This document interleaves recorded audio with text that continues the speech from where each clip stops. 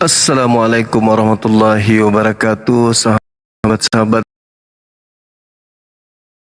sekalian dimanapun berada. Alhamdulillah, segala puji bagi Allah pencipta langit dan bumi. Allah yang telah melimpahkan rahmat, nikmat iman dan Islam kepada kita semua, sehingga kita mampu menjalani kehidupan kita di bumi ini, tentu dengan menjalani sebuah pengajaran yang tidak diragukan kebenarannya. Salam serta taslim kepada baginda Rasulullah Muhammad sallallahu alaihi wasallam. Beliau baginda Rasulullah Muhammad sallallahu alaihi wasallam telah mengajarkan kepada kita bagaimana menjadi hamba Tuhan dengan baik, dengan melakoni ajaran yang datang dibawa oleh beliau. Kita umat Islam memahami bahwa dinul Islam adalah satu-satunya agama yang dijamin oleh Allah keselamatannya, baik di dunia maupun di akhirat. Untuk itu, sahabat yang dimuliakan oleh Allah, kita tidak ingin hanya menikmati Islam itu seorang diri.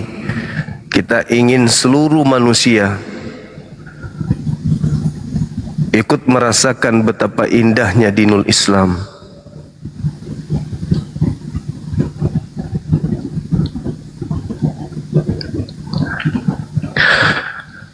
Mereka yang belum merasakan nikmatnya berislam memang terkadang melihat Islam itu hanya dari aspek luar, hanya hal-hal yang dibenci, perlakuan-perlakuan oknum, itu yang dinilai untuk menjauhkan diri dari Islam. Padahal sejatinya, andai saja mereka merasakan dinul Islam ini, maka mereka akan merasakan betapa indahnya hidup. Sahabat yang dimuliakan oleh Allah, hari ini kembali kita mengajak teman-teman kita non-muslim untuk berdiskusi membahas tentang siapakah penghuni neraka itu kelak. Apakah mereka yang beragama Islam, kita yang beragama Islam, atau mereka yang beragama Kristen? Kajian ini kita ambil dari Al-Quran surah Maryam ayat 71 yang senantiasa menjadi tuduhan dan fitnahan besar terhadap Islam, bahwa Islam itu adalah neraka, atau penduduk bumi yang beragama Islam kelak akan menjadi warga negara neraka, kata mereka. Ya, kita buktikan teman-teman sekalian, apakah itu betul pemahaman mereka seperti itu, atau ini hanya perasaan kita. Tapi kalau kita melihat dari debat-debat yang ada, setiap kali kita berbicara tema ini, mereka selalu membawa data Al-Quranul Karim surah Maryam ayat 71, tanpa mereka mau mengetahui apa sih sebenarnya kandungan daripada ayat tersebut. Gitu. Oleh karena itu, teman-teman sekalian, kita mengajak teman-teman kita non-muslim untuk membahas tema ini. Kita 2 jam ya, sampai asar waktu Makassar. Habis itu kita akan live lagi habis asar menggunakan akun Zulkifli Bang Suma Official. Nah, sekarang kita live dengan ini Bang Suma 01 sebentar habis asar Yang ini kita pakai official. Silakan di follow teman-teman sekalian.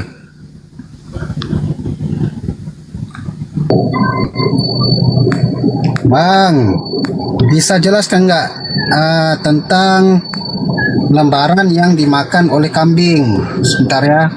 Buka kamera dulu. Itu ada 2 lembaran, yaitu hukum rajam dan hukum menyusui orang dewasa. Coba bacakan ayatnya Ya, yang mana? pertanyaannya, ya abang cari aja di hadis abang tuh ada. Oh, Ibnu Majah itu. bacakan ayatnya Jangan dong. diketawa, itu kan hadis abang. Bacakan Nanti ayatnya jelaskan dong. ya, jelaskan ya. Oh gampang Ya, kok. ya. Kalian Muslim jelaskan aja. Iya. Iya, jelaskan ya. Iya. Apakah itu dihapuskan oleh Muhammad Oke. ataupun masih ada? Oke, Ya. jelaskan. Jadi kalau ada yang mengatakan ada ayat yang dimakan kambing, saya katakan bukan cuman ayat, ada mushaf yang dibakar malah. Ya, toh? Ada mushaf yang dibakar. Nah sekarang mushaf mana yang dibakar? Mushaf yang kemudian dibukukan menjadi Al-Quranul Karim hari ini setelah melakukan pengumpulan ayat-ayat suci Bang, Al-Quran. saya tanyakan yang Oh. dimakan kambing tuh bang. Saya sudah tunjukkan Mana? apa yang Anda tanya. Nah sekarang Apa yang dimusnahkan itu? Giliran anda menjawab. Giliran apa? Jangan jangan muter-muter bang. Sudah jelaskan. Giliran anda menjawab. Katakan Saya kan udah agama yang bilang. benar. Saya sudah menyampaikan Ada kepada demikian. saudara. Saudara. Saya sudah menyampaikan saudara. kepada saudara. Tenang, saudara. Saya sudah menyampaikan. Jangankan Menyampaikan apa, dimakan saudara? kambing. Dengar, makanya dengar. Saudara Dengar. menyampaikan apa? Dengar. Dengarkan ya. Dengar. Nah, dengarkan. Di manakah? Sila menjelaskan. Dengarkan. Baik data bang. Jangan. Bisa mendengarkan? Bisa ya? Bisa. Oke, baik. Oke. Saya katakan kepada saudara, jangankan yang dimakan kambing, yang dibakar pun itu masih terjaga sampai hari ini. Oke. Mana pembuktiannya? Pembuktiannya mana Al-Quran. bang? Al-Quran utuh sampai hari ini. Pembuktiannya mana? Kalau Yang dibakar itu apa? Nah, kalau saudara Kalau saudara hukum menuduh rajam dan bahwa hukum kalau saudara menyusui orang menuduh, dewasa bang. nah, coba Di sini tunjukkan nggak bisa dalilnya. bohong-bohong bang. Coba Jangan tunjukkan. bohong. Coba tunjukkan dalilnya. Saya ingin dengar. Iya sila baca. Loh, apa yang harus aku Abang tidak baca? baca hadis abang. Apa yang harus aku baca? Ya kan ini standarnya. Nggak bisa membaca hadis. Apa yang harus aku baca? Anda menuduh tapi tidak ada bukti kan gitu. Untuk apa saya menuduh? Kalau saya menuduh, nggak usah saya bertanya. Nggak Ya perlu saya makanya bertanya. mana buktikan mana? Betul. Kalau Buktikan. saya menuduh, untuk apa Buktikan saya bertanya? Mana buktikan? Nah, buktikan dong. Loh, kalian sendiri yang buktikan karena kalian Muslim. Oke, Kok Anda kita di hadis bawah. sendiri nggak Dengarkan. tahu. Dengarkan di bawah, dengarkan. Anda menuduh ada ayat suci Al-Quran yang dimakan kambing. Kalau tuduhan Anda itu benar, berarti salah satu ayat yang dimakan kambing itu diantaranya ada di antara Al-Quran surah Al-Fatihah sampai An-Nas. Mungkin saja itu surah An-Nas ayat pertama, ayat kedua. Bisa jadi itu surah Al-Alaq ayat 2, ayat 3 dan seterusnya. Bisa jadi itu surah Al-Baqarah ayat sekian. Tapi apapun itu, tuduhan Anda itu sudah dibukukan dalam Al-Quran. Zalikal kitabu la raiba fihi hudan lil muttaqin. Inna nahnu nazzalna dzikra wa inna lahu lahafizun. Jadi kalau Anda menuduh ada yang dimakan kambing, ada yang dimakan biawak, ada yang dimakan gorila, ada yang dimakan kucing, ada yang dimakan ayam, semua dimakan, itu tak ngefek. Kenapa? Karena Al-Quran sudah dibukukan. Jadi lembaran yang dimakan kambing itu nggak ada artinya apa-apa. Bahkan dibakar pun satu mushaf itu nggak ada artinya apa-apa. Kenapa? Karena Al-Quran kudus sudah dihafal lebih dulu. Mau dimakan kambing kek. Saya punya orang tua.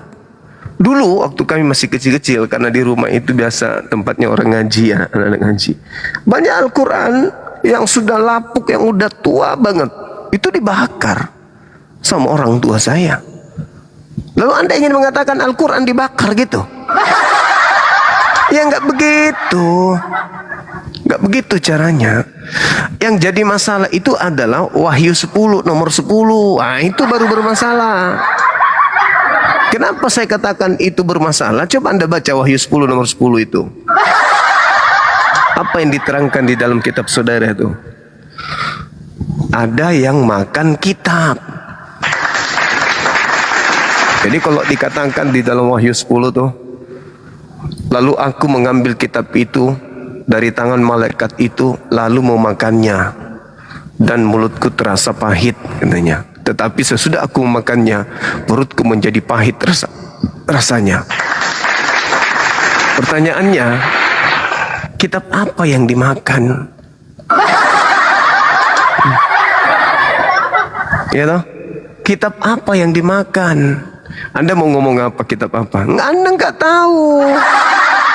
Karena nggak ada kitab yang dibukukan yang berasal dari malaikat di dalam agama Kristen. Lukas bukan dari malaikat.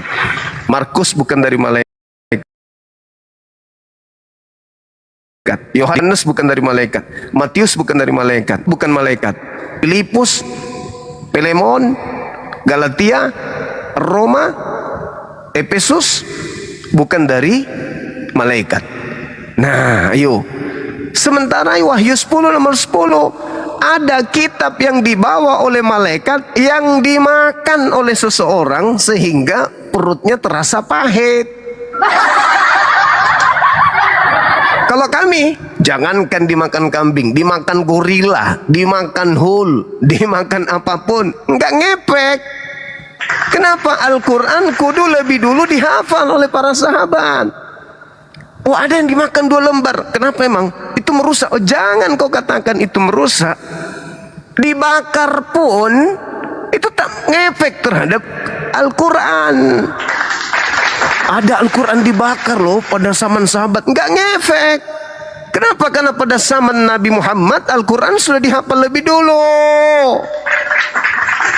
Inilah kalau idiot, bisanya hanya menyerang, nggak bisa memberikan ruang untuk orang menjawab. Ketakutan, giliran ditanya mampus. Kitab apa yang dimakan oleh seseorang yang diberikan oleh malaikat? Mana tahu di situ kitab Yesus lagi kawin atau Paulus lagi poligami. Ya, kau kan tidak tahu. Yang kau paham itu kan malaikat, kitab dari orang, bukan kitab dari manusia. Ayo. Gak bisa kalian menjatuhkan Islam itu, gak bisa. Susah itu. Kalau saya sih ingin lucu-lucuan dengan pola tuduhan seperti itu gampang.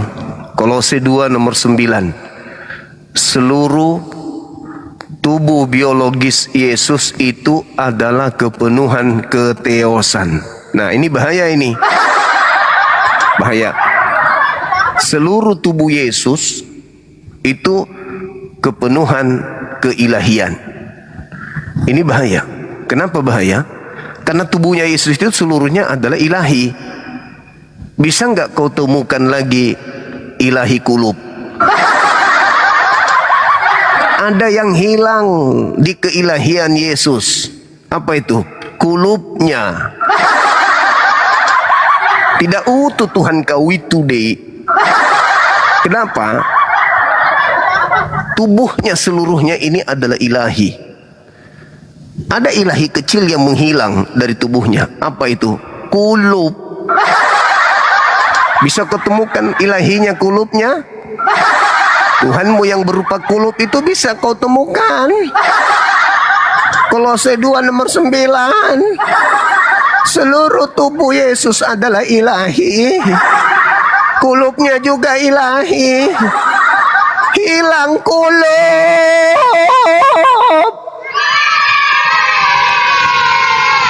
Itu baru. Kalau ada ayat suci Quran dimakan kambing, dimakan buaya, dimakan gorila, dimakan tuyul, lebih dulu dihafal. Itu cuma tuduhanmu doang. Tapi Kolose 2 nomor 9, Tuhanmu hilang sepotong. Hei. Tuhan hilang seencerit.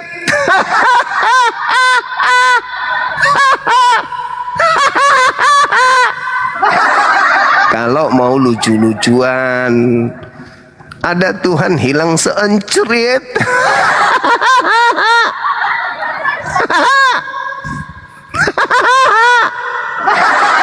Nabi Muhammad SAW setiap bulan suci Ramadan beliau menjadi imam.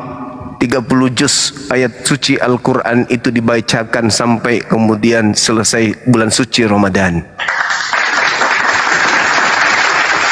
Jadi kalau ada serpihan atau ada lembaran yang dibakar atau dimakan kambing atau dimakan bom-bom, dimakan coki, dimakan padale, nggak ngefek bosku,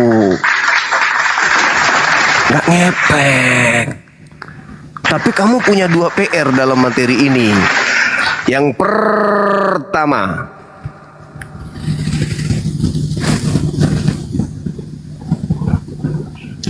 ada kitab yang dibawa oleh malaikat dimakan seseorang sampai kamu tidak tahu apa kitab itu. Yang kedua, Filipus mengajarkan Injil Yesus. Mampus, mana Injil Yesus itu? Masolang generasi. Tambahannya, ada yang hilang di agamamu yang kau tidak temukan sampai hari ini. Selain kitab yang dimakan malaikat, yang kedua, Tuhan kulup. Tuhanmu yang berupa kulup itu berdasarkan Kolose 2 nomor 9.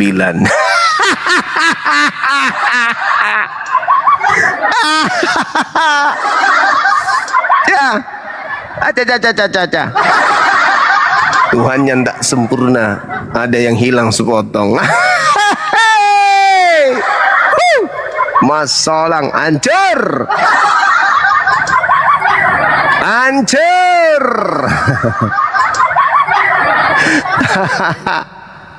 Allahu Akbar. Oke teman-teman non-muslim, silakan ajukan permintaan. Jangan permalukan diri Anda karena Bang Suma menguasai materi. Ya, bahas aja tema sesuai dengan yang saya sajikan. Ingat, saya kasihan sama kalian kalau kalian datang menghujat Islam. Karena tidak ada kelemahan di Islam itu, nggak ada. Sikit pun Anda mau mencari kelemahan agama yang diwahyukan dari langit oleh pencipta langit dan bumi, tidak akan pernah Anda temukan celahnya. Malah yang ada saya buka aib agamamu. Bahaya. Bang Suma itu pakar Bible.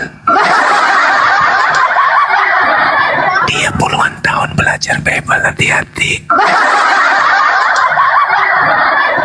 Langsung diketahuan kan ya. Wahyu 10 ada kitab yang dimakan. Kitab apakah itu? Jadi hati-hati kalau tujuannya cuma mau merasa menang dengan kayak gitu. Itu mainan bagi Bang Suma itu. Tidak ada yang sanggup, nggak ada yang sanggup untuk menghujat, menista. Pasti akan kembali kepada diri kalian sendiri. Karena kita menguasai materi. Lain cerita kalau kau berdiskusi dengan Islam yang awam, yang tidak ngerti Bible maksudnya. Kalau Bang Suma, Anda sudah dipersiapkan tamparan oleh Bible itu sendiri. Kalau Al-Quran kan jelas Alif Lam Mim Zalikal kitabu la raiba fihi hudan lil muttaqin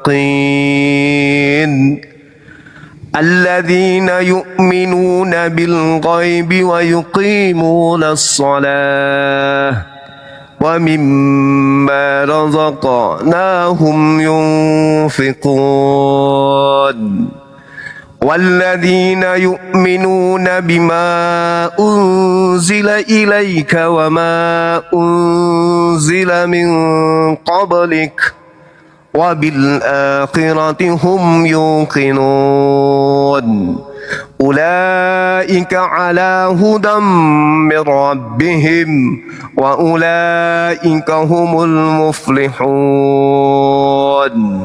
Jadi Al-Quran itu sudah tersusun bacaannya sejak baginda Rasulullah Muhammad sallallahu alaihi wasallam masih hidup di tengah-tengah umatnya, di tengah-tengah sahabatnya. Jadi sekuat apapun kalian menghujat, menista Al-Quranul Karim, Anda tidak akan pernah bisa menemukan kelemahan. Kalau Anda mengatakan bahwasanya ada yang dimakan kambing, apapun itu, mau dimakan kambing, mau diinjak sama bulldozer, nggak ada ngefeknya. Karena Al-Quran itu sudah dipahami, sudah diketahui, sudah dihafalkan oleh para sahabat jauh sebelum ada tuduhan kalian bahwa ada lembaran yang dimakan kambing. Gitu. Innalladzina kafaru sawa'un 'alaihim a'anzartahum am lam tunzirhum la yu'minun. Khatamallahu 'ala qulubihim wa 'ala sam'ihim wa 'ala absarihim Gishawatu walahum azabun azim. Wa minan nasi man yaqulu amanna billahi wa bil yawmil akhir wa ma hum bimu'minin. يخادعون الله والذين آمنوا وما يخدعون إلا أنفسهم وما يشعرون في قلوبهم مرض فزادهم الله مرضا walahum azabun alim bima kanu yakzibun. Al-Quran dihafalkan dari jutaan manusia. Melanjut tongkat estafet legalitas daripada Allah kepada umat Islam, kepada alam semesta ini. Inna nahnu nazzalna dzikra wa inna lahu lahafizun. Jadi nggak ada orang yang bisa dengan fitnahan murahan. Ada ayat yang dimakan kambing. Allah hanya mengatakan apa? Fi qulubihim marad fazadahumullahu marad. Di dalam hati kalian itu ada penyakit. Ada penyakit iri, dengki, sirik terhadap kebenaran Al-Quran. Ada penyakit dalam hati kalian. Lalu Allah menambah penyakit itu sehingga kalian mendapatkan azab yang sangat pedih karena kalian selalu berdusta.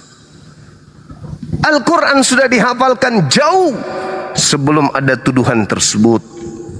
Jadi kalau ada fitnah, ada informasi mengatakan Al-Quran itu tidak benar dikarenakan ada lembaran yang dimakan kambing, ku bilang samamu sekali lagi, Oten,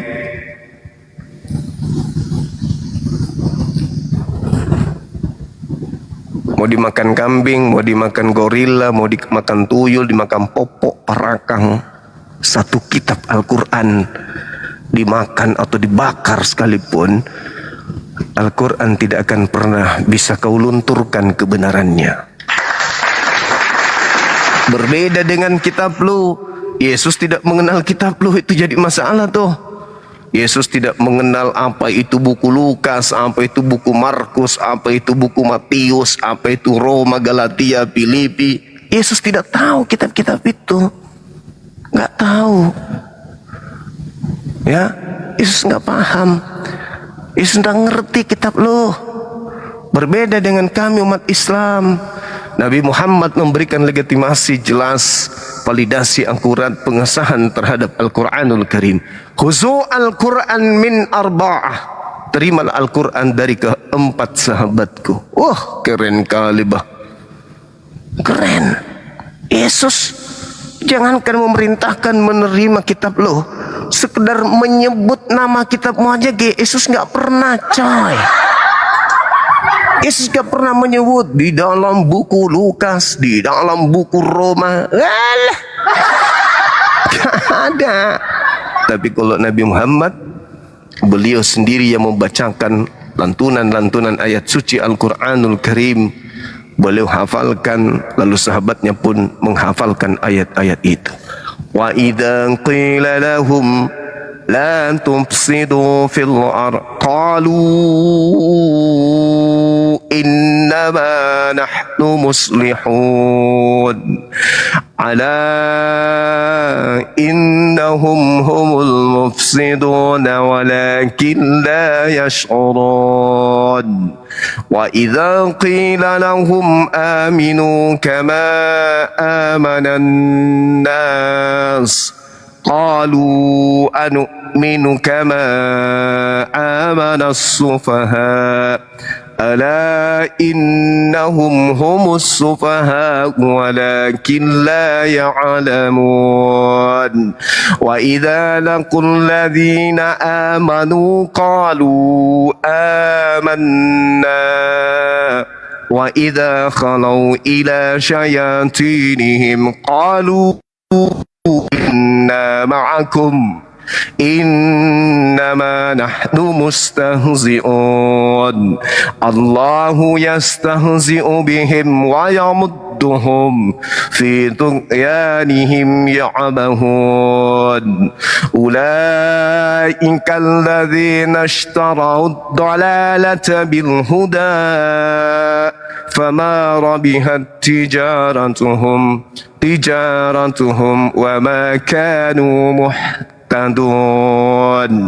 مهتدين مثلهم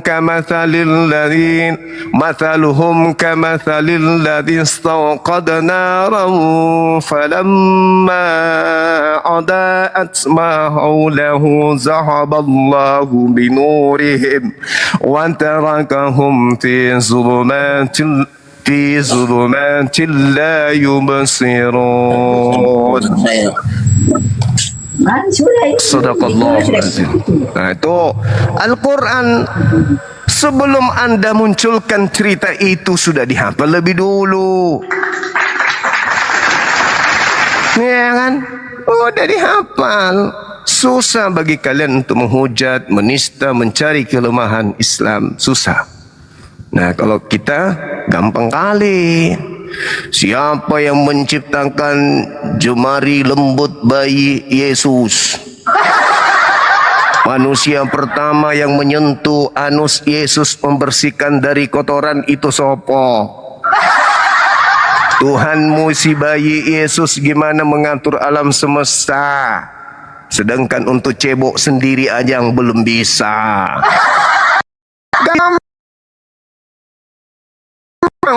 Mencari kelemahan, tapi bukan begitu caranya. Halo abangku, selamat siang, jumpa lagi kita. Masya Allah. Suaranya abang, suara. Salam hormat, salam sehat abangku. Iya, salam sehat saudaraku. Masya Allah, jumpa lagi kita. Silakan abang, mungkin ada yang ingin mau disampaikan. Saya sangat bangga. Saya hanya ingin menyampaikan saya bangga melihat abang sekalipun saya melihat fenomena di TikTok banyak orang mengatakan Bang Suma begini, Bang Suma penghujat lah segala macam. Tapi bagi saya tidak terbesit di dalam pikiran saya untuk mengatakan Bang Suma itu penghujat, karena segala sesuatu yang Bang Suma sampaikan berdasarkan original data. Yang pertama saya ingin sampaikan itu dulu. Makasih Abang, makasih. Silakan. Yang kedua, apabila saya berkata salah selanjutnya, karena saya tahu konsekuensi saya naik di sini, apabila saya menghujat Bang Suma, ada 1000 lebih orang yang akan menghujat saya juga. Jadi saya tidak berani untuk mengucapkan kata-kata kasar kepada Bang Suma. Karena kalau saya mengucapkan kata-kata kepada Bang Suma, bukan Bang Suma yang memusuhi saya, tapi seluruh pendukung Bang Suma akan memusuhi saya. Dan itu yang saya takutkan. Enggak Bang, santai aja kita Bang, santai aja kita. Jadi gini Bang, saya tidak punya kapasitas untuk berdiskusi dengan Bang Suma. Saya tahu itu Bang Suma luar biasa cerdas. Bang Suma bisa menguraikan kitab saya itu dari A sampai Z. Jadi saya tidak punya kapasitas sama sekali untuk berdiskusi dengan Bang Suma. Itu saya diundang naik, kalau apa yang saya belum tahu saya mau tanyakan saja. Iya Bang, itu. iya. Seperti contoh begini Bang, cuma pertanyaan saya. Siap. Pertanyaan saya begini, baginda Nabi Muhammad itu kan punya anak 7, ya kan? Al-Qasim, Abdullah, Ibrahim, Zainab, Rukaya, Ummu Kalsum, terus yang terakhir Sifa Asara. Pertanyaan saya Bang Suma, itu yang dikatakan keturunan Habib itu berasal dari jalur perempuan atau laki-laki Bang Suma? Iya. Jadi kalau kita melihat nih para Habib itu dari keturunan baginda Rasulullah Muhammad sallallahu alaihi wasallam, baik dari beliau sendiri itu udah pasti terkait dari istrinya juga, begitupun keluarga sepupu-sepupunya. Artinya bahwa masih ada talian darah dengan baginda Rasulullah Muhammad sallallahu alaihi wasallam. Seperti itu, Bung. Jadi kalau kita berbicara mengenai keluarga Rasulullah, Ahlul Bait, ya tentu yang punya pertalian darah dengan beliau, baik itu dari ayah maupun dari ibunya. Seperti itu. Ada apa gerangan bahas itu abangku? Silsilah atau mereka orang? Aku kan gini Bang, aku kan seorang yang suka membaca Bang. Jadi aku ingin menambah ilmu. Aku tidak berniat apa-apa, hanya ingin mengetahui apa silsilahnya. Aku sudah begitu banyak membaca apapun itu tentang Quran juga aku sedikit mempelajari. Jadi kalau aku nggak ngerti, aku bertanya. Seperti itu Bang. Siap. Jadi aku tidak bermaksud apa-apa Bang Suma. Mohon izin, mohon maaf. Siap.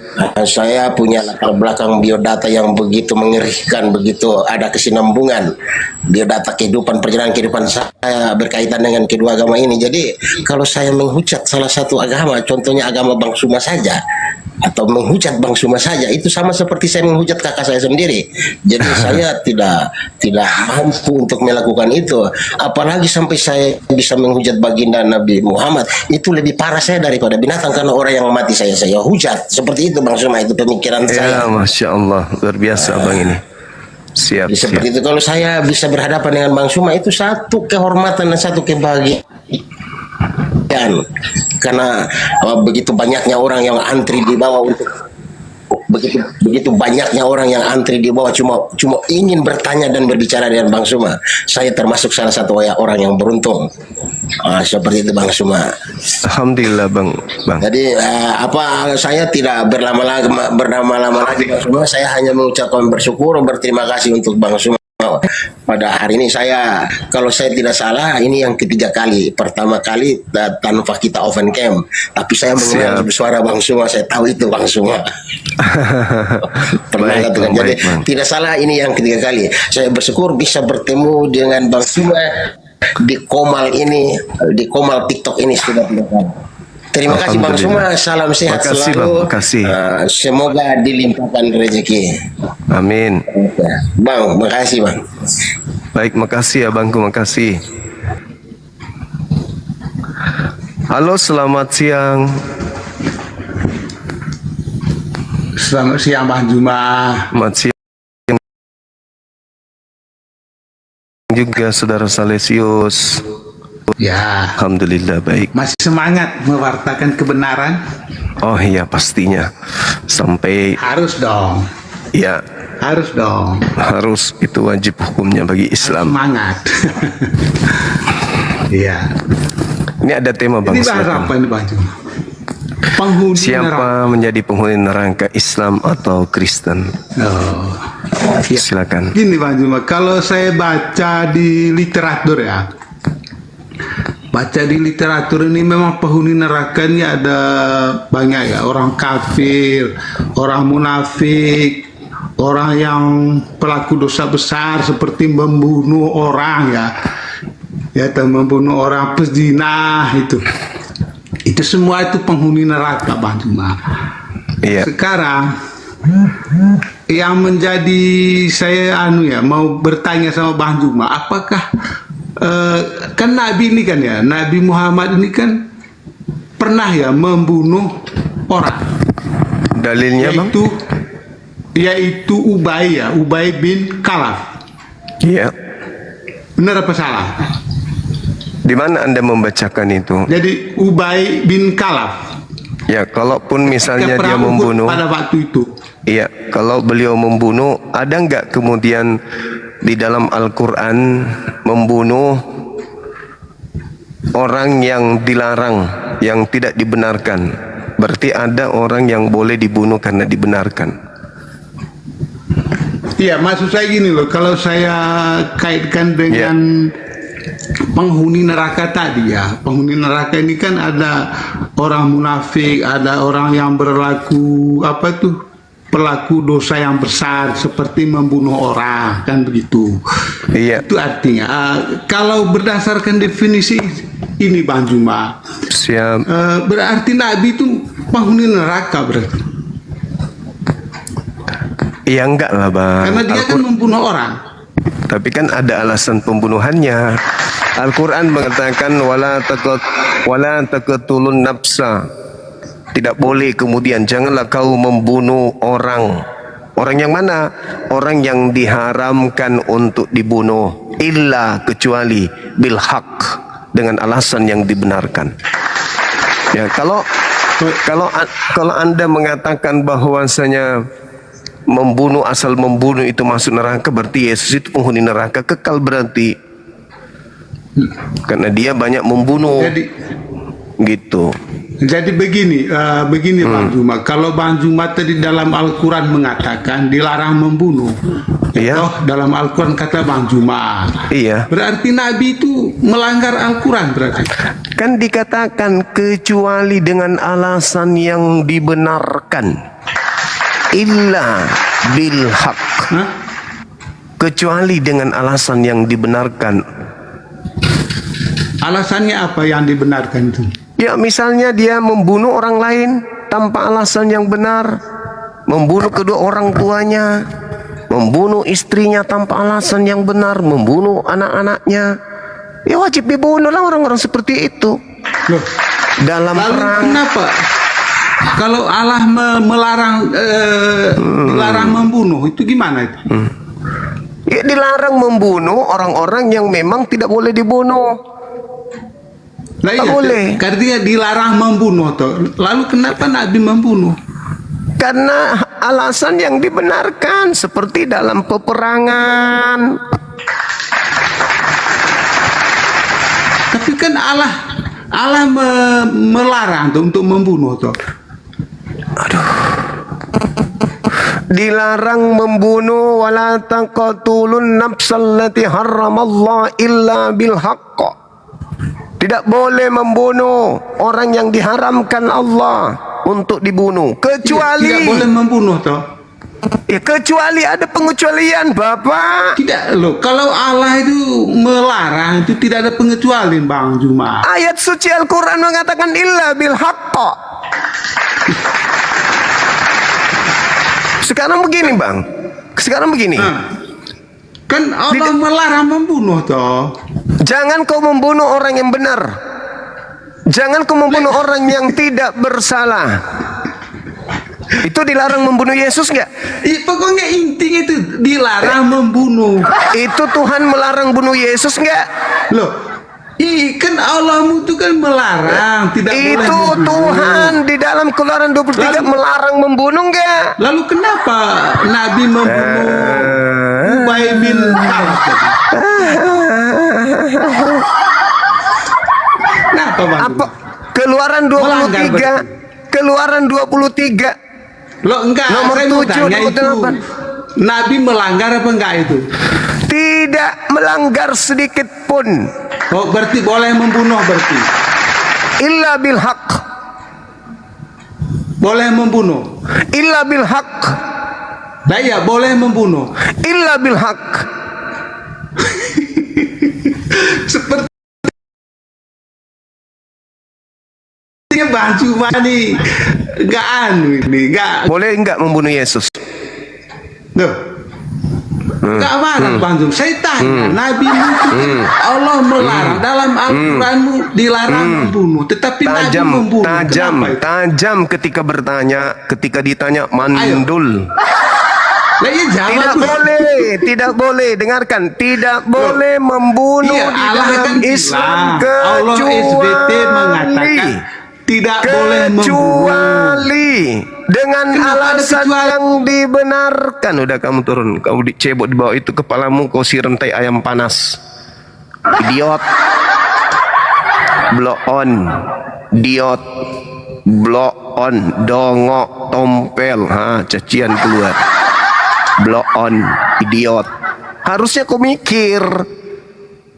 Al-Quran menjelaskan illa bil haqqa, kecuali dengan alasan yang dibenarkan.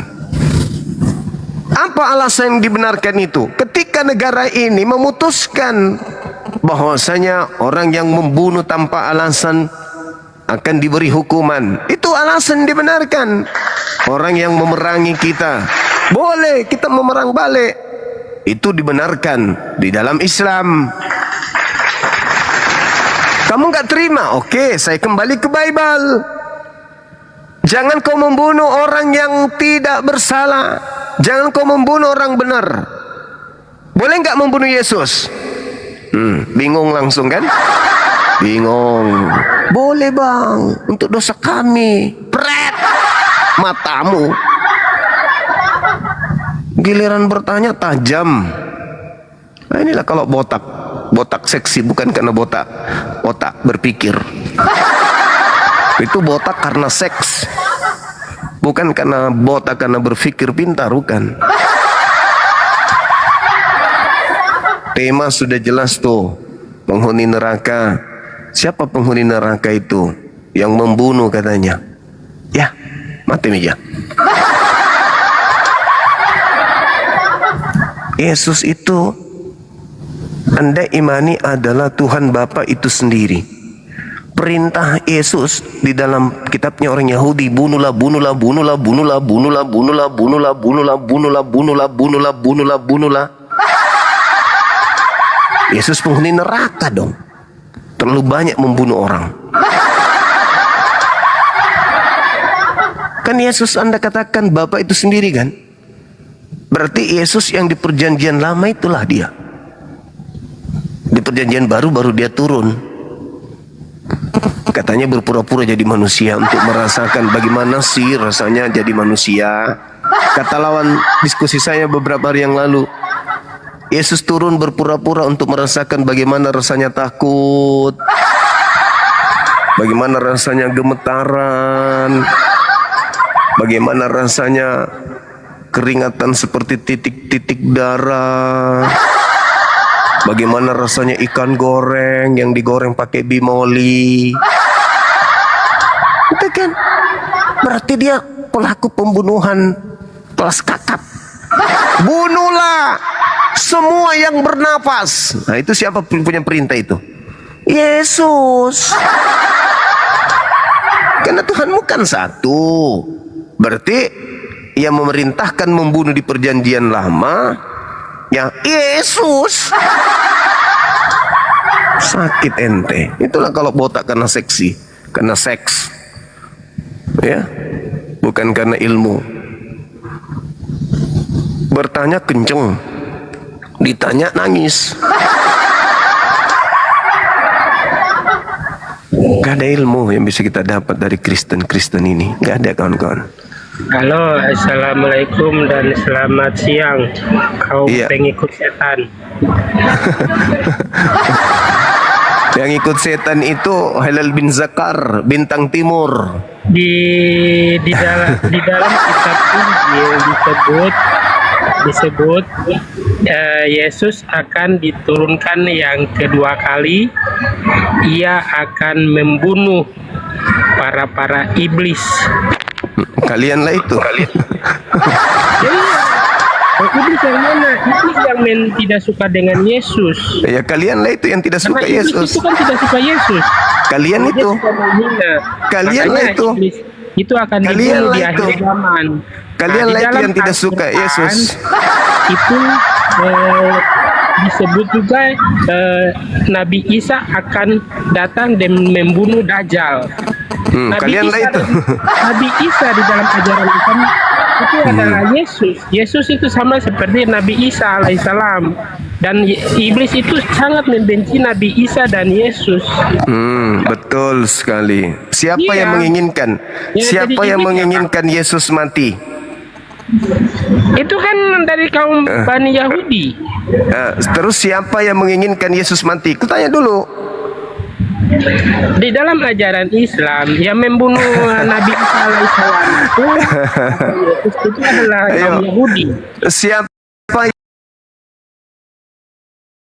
yang mau dosanya ditebus dengan membunuh Yesus? Yang jelas iblis itu sangat membenci Nabi Isa alaihissalam Salib atau Yesus. Maka salib Yesus itu itu nanti lambang di akhir apa? zaman. Salib atau itu Nabi Isa lambang iblis. Salib itu lambang apa? Kan disebut dengan iblis. Salib itu lambang Makanya apa? Salib itu. Siaran untuk membenci Nabi Isa atau Yesus. Anak muda, salib itu lambang benci kepada Yesus atau lambang cinta ke Yesus? Salib itu. Salib itu kan keyakinan, bukan lambang. Mas Solang, Iblis itu sangat membenci Yesus. Mas Solang. Saya ulang pertanyaannya. Saya ulang pertanyaannya. Pelan-pelan, atur nafas. Saya ulang pertanyaannya. Dengar, atau Nabi Isa dengar. Salib itu hukuman yang disediakan oleh pembenci Yesus atau yang cinta Yesus? Jawab. Di dalam berdasarkan ajaran Islam, Hai Mas Solang generasi hancur. Yahudi. Saya ulang Kaum lagi. Yahudi pada saat Saya mereka ulang bagaikan lagi. iblis. Pelan-pelan, Iblis pelan-pelan. inilah. Pelan-pelan. Salib itu adalah hukuman yang diberikan ke Yesus dari yang mencintai Yesus atau yang membenci Yesus. Salib itu. Bengkok dagumu, bengkok bibirmu. Iblis yang mau menyalib Yesus atau murid-murid yang mengasihi Yesus yang ingin menyalib Yesus. Jawab. Iblis yang ingin menyalib Yesus atau murid-murid yang mengasihinya yang ingin menyalib Yesus? Jawab. Kita pakai ajaran Islam aja. Iblis yang mau menyalib Yesus. Membunuh iblis. Udah. Anda dibawa. Mereka menghina. Jangan buka aib sendiri. Gak bagus. Masih banyak teman-teman kami Kristen yang baik. Sahabat bintang, barakallahu fik, jangan buka aib terlalu kenceng. Jangan bilang-bilang kalau salib itu adalah upaya iblis karena kebenciannya terhadap Yesus. Murid-murid Yesus gak mungkin menyalib Yesus. Yang mau Yesus disalib hanya iblis dan pengikutnya. Kami umat Islam gak ingin, gak mau, gak terima Yesus disalib. Tapi kalian tidak akan bisa selamat tanpa karya iblis. Tanpa salib kalian tidak selamat. Salib adalah pintu keselamatan untuk kalian. Maka berterima kasihlah kepada mereka yang menyalib Yesus. Tanpa iblis, Yesus tidak akan disalib. Tanpa iblis, dosamu tidak akan ditebus. Maka berterima kasihlah kepada iblis Cahayu.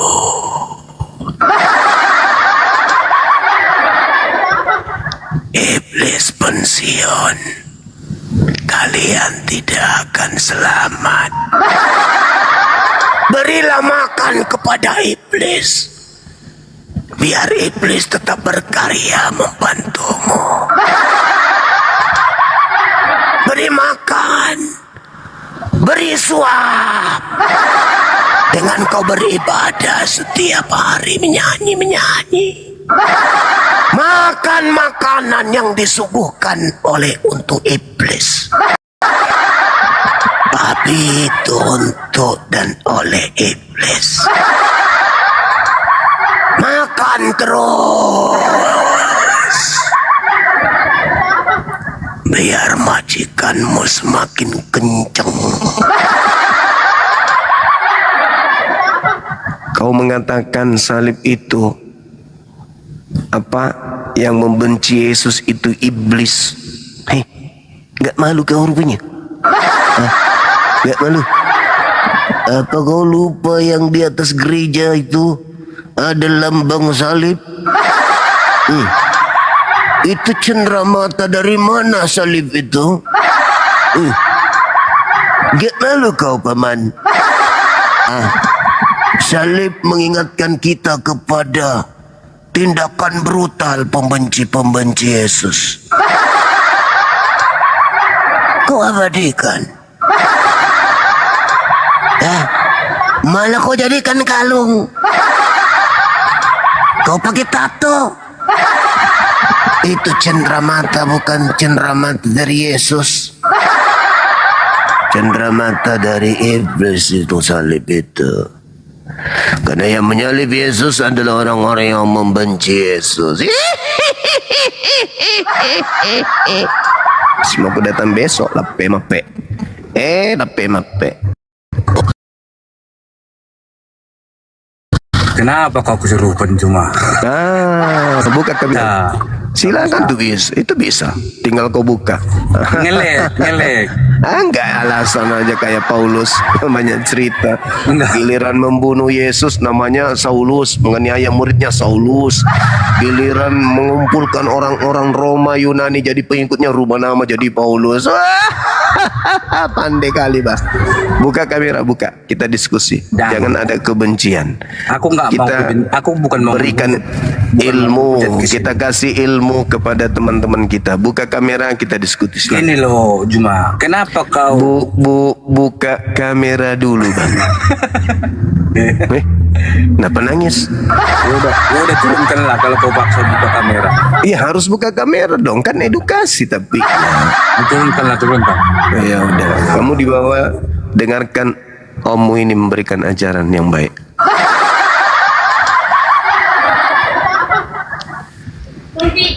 Halo, Halo, Bang semangat. Juma. Halo juga. Buka kamera. Ya, sesuai dengan semalam. Kita kan naik Buka semalam. kamera. Yuk, buka kameranya.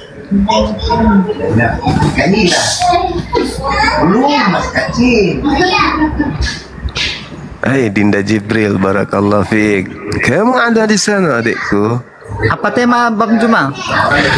Penghuni neraka adalah yang membenci Yesus.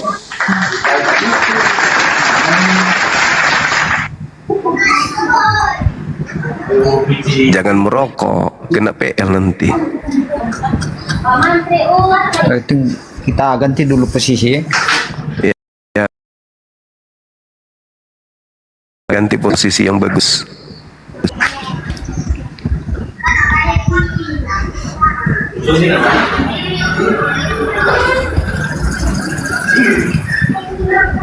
Di dapur saja, di dapur biar aman dari Iya. biar nggak ribut.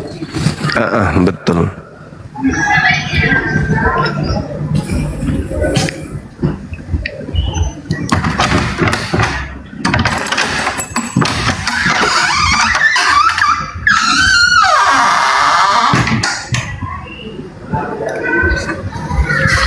Oke Bang Juma. Oke, abangku error. Gimana? Siapakah penghuni neraka itu? Menurut Yesus, jangan menurut Nabi Muhammad. Menurut Yesus aja, mana tahu umat Islam yang tertuduh di situ. Silakan. Yang seperti yang saya jawab semalam ya Bang Juma, tidak ada literasi yang menuliskan atau ajaran yang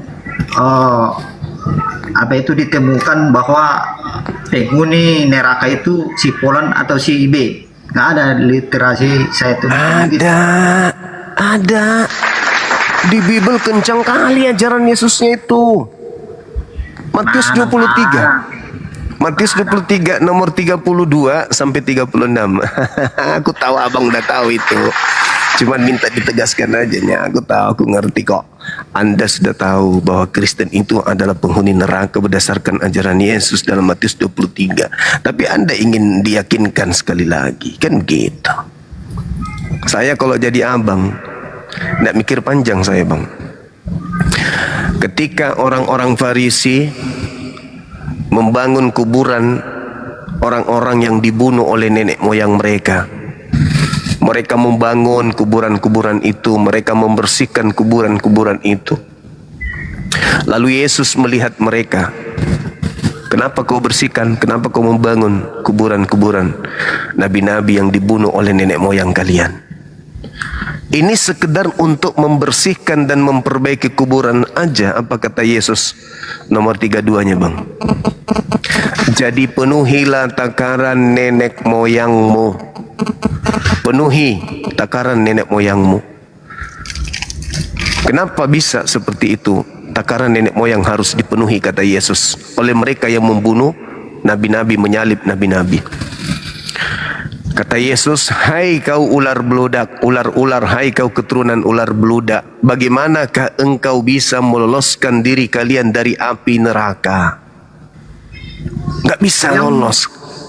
Bang Juma, kita nggak mau berdebat ini Bang Juma. Soalnya kan kita udah fokus ini. Ya, artinya saudara sudah tahu bahwa Kristen itu penghuni neraka. Udah titik. Oke, lanjut. Silakan. Soalnya kan kita udah fokus ini. Nanti demi apa juga kan ke depannya. Karena kita pikir-pikir juga sih, mestinya kita ikut orang tua angkat saja sekarang di sini. Nah, gitu dong.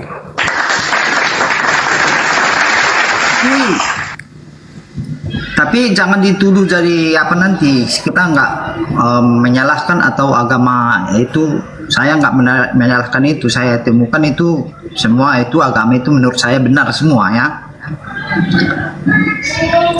Karena ajaran itu kan kebaikan semua. Jadi jangan disangkakan nanti ini malah karena pengaruh-pengaruh ini, enggak. Iya. Oke, kita ikuti bosku. Ada perintah. Tapi jangan spesifiknya dulu, nanti kita kan bukan secara online kayak gini. Ibaratnya kan ada jadwal abang, ibaratnya kayak Gorontalo kan. Nah, kapan kira-kira kan gitu. Kita mau secara administrasinya juga harus kita penuhi. Iya. Oke. Gitu, Bang Juma. Oke. Kira-kira nanti kapan kira-kira ada waktu abang ke Gorontalo, kita DM ya. Gini, kalau memang serius, kita ada tim di Gorontalo dari pihak pengadilan agama. Di mana di Iya. Gorontalo? Kalau Kita memang mari sana nanti. Tapi kan bulan ini mungkin belum, soalnya kan kami mau bekerja kan di luar jangkauan juga nanti. Bahaya itu kalau tim disuruh ke sini kan nggak mungkin. Sementara Iya, kita iya. udah mau kerja nanti kan, mungkin bulan depan lah, boleh lah itu.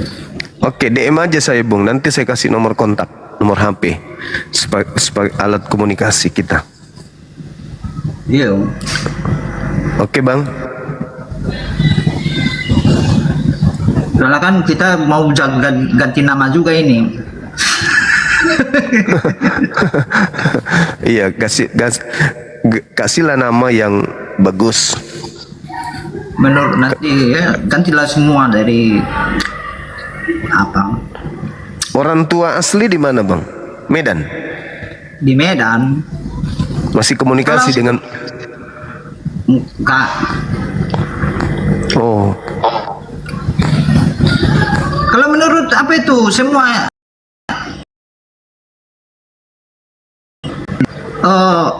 ibadah aku tiap tahun HKBP dari lahir sampai SMP. Aku kan Katolik. iya. Kalau iya. ibadah-ibadah itunya Bang Zuma, sama sajanya saya lihat. Ada buahnya. Nggak ada buahnya. Khotbah pendeta di belakang ngantuknya tertidur. Pulang dari situ, pulang dari gereja habis tutup pintu gereja, dia tetap mencaci maki orang. Nggak ada tuh. Jadi sama sajanya saya lihat. Iya, iya, iya. Kalau di Pentakosta, pernah kebaktian kita GBI Medan sebelum kebakaran kan, GBI Medan yang kebakaran waktu itu kan, pernah di WI GBI Sibolga kita pernah di situ juga ibadah. Pentakosta Tabernakel di Bagan Batu pernah juga nya, samanya semua. Pulang dari gereja udah bahas togel itu. Astaga. Iya, iya, iya. Jadi Kalau orang tua angkatnya sering bahas-bahas Islam nggak? tidak pernah. Nggak pernah. Oh. Sementara kita yang minder jadinya orang pangkat di sini kan di apa juga kita di ibadah sembahyang dulu ke gereja sekali katanya, karena di sini saya 2 tahun ini nggak pernah ke gereja lagi. Oh iya, iya, iya. Terlalu rohani nggak pernah saya temukan atau apa itu sementara kan yang dituduhkan orang-orang kan tentang apa ini kan beda, negatif kadang-kadang kan. Ke Islam. Negatif kadang-kadang tapi kita pikir-pikir juga udah matang-matang nih, daripada najis nanti semua jadi apa ini kan biar lengkap. Menyerahkan. Keren abang ini, keren. Jadi orang tua nggak pernah ngajak masuk Islam kan? Nggak pernah kan? Tidak, itu pribadi aku saja itu. Saudara aku pendetanya di Kalimantan. Oh gitu. Ya pendeta di Pentakosta. perbuatannya sehari-hari bagus. Bagus. Iya. Syukurlah. Syukurlah bang. Jadi rencananya bulan depan. Rencananya kayak bulan depan kayaknya itu bang. Mungkin Oke. nanti bulan ini belum. Soalnya saya pikir dulu lebih matang dulu. Oke. Nanti jangan jadi gegabah kan. Betul. Nanti DM aja nanti biar komunikasi. Iya, saya DM nanti kalau ada nanti kontak WA saya, apakah nanti share lokasinya langsung sini. Siap. Baik. Kita paling dari teman-teman dari pengadilan tinggi agama yang ini mensyahadatkan atau memberikan jalur untuk bersilaturahmi gitu bang. Oke, sesuai dengan tapi harus lengkap administrasinya. Kita juga Nah, kita buatkan sertifikat mualafnya. Nanti ganti KTP kan, berdasarkan sertifikat. ganti KTP sama ganti nama langsung. Iya betul. Sudah beristri, abang ini. Belum. Tapi sudah punya calon. Belum.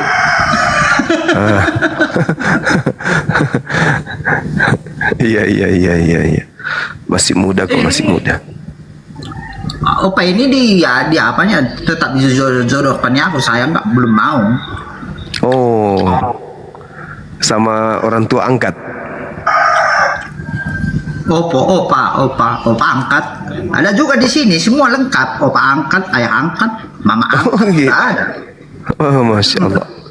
Opanya Kristen, Enggak. Islam juga. Iya. Oh, baik-baiknya mereka samamu. Baik-baik, orang itu yang murta aku. Penyakit malaria berapa ini orang itu yang ngurus aku. Oh, alhamdulillah. Syukurlah. Ini sekarang di rumah beliau.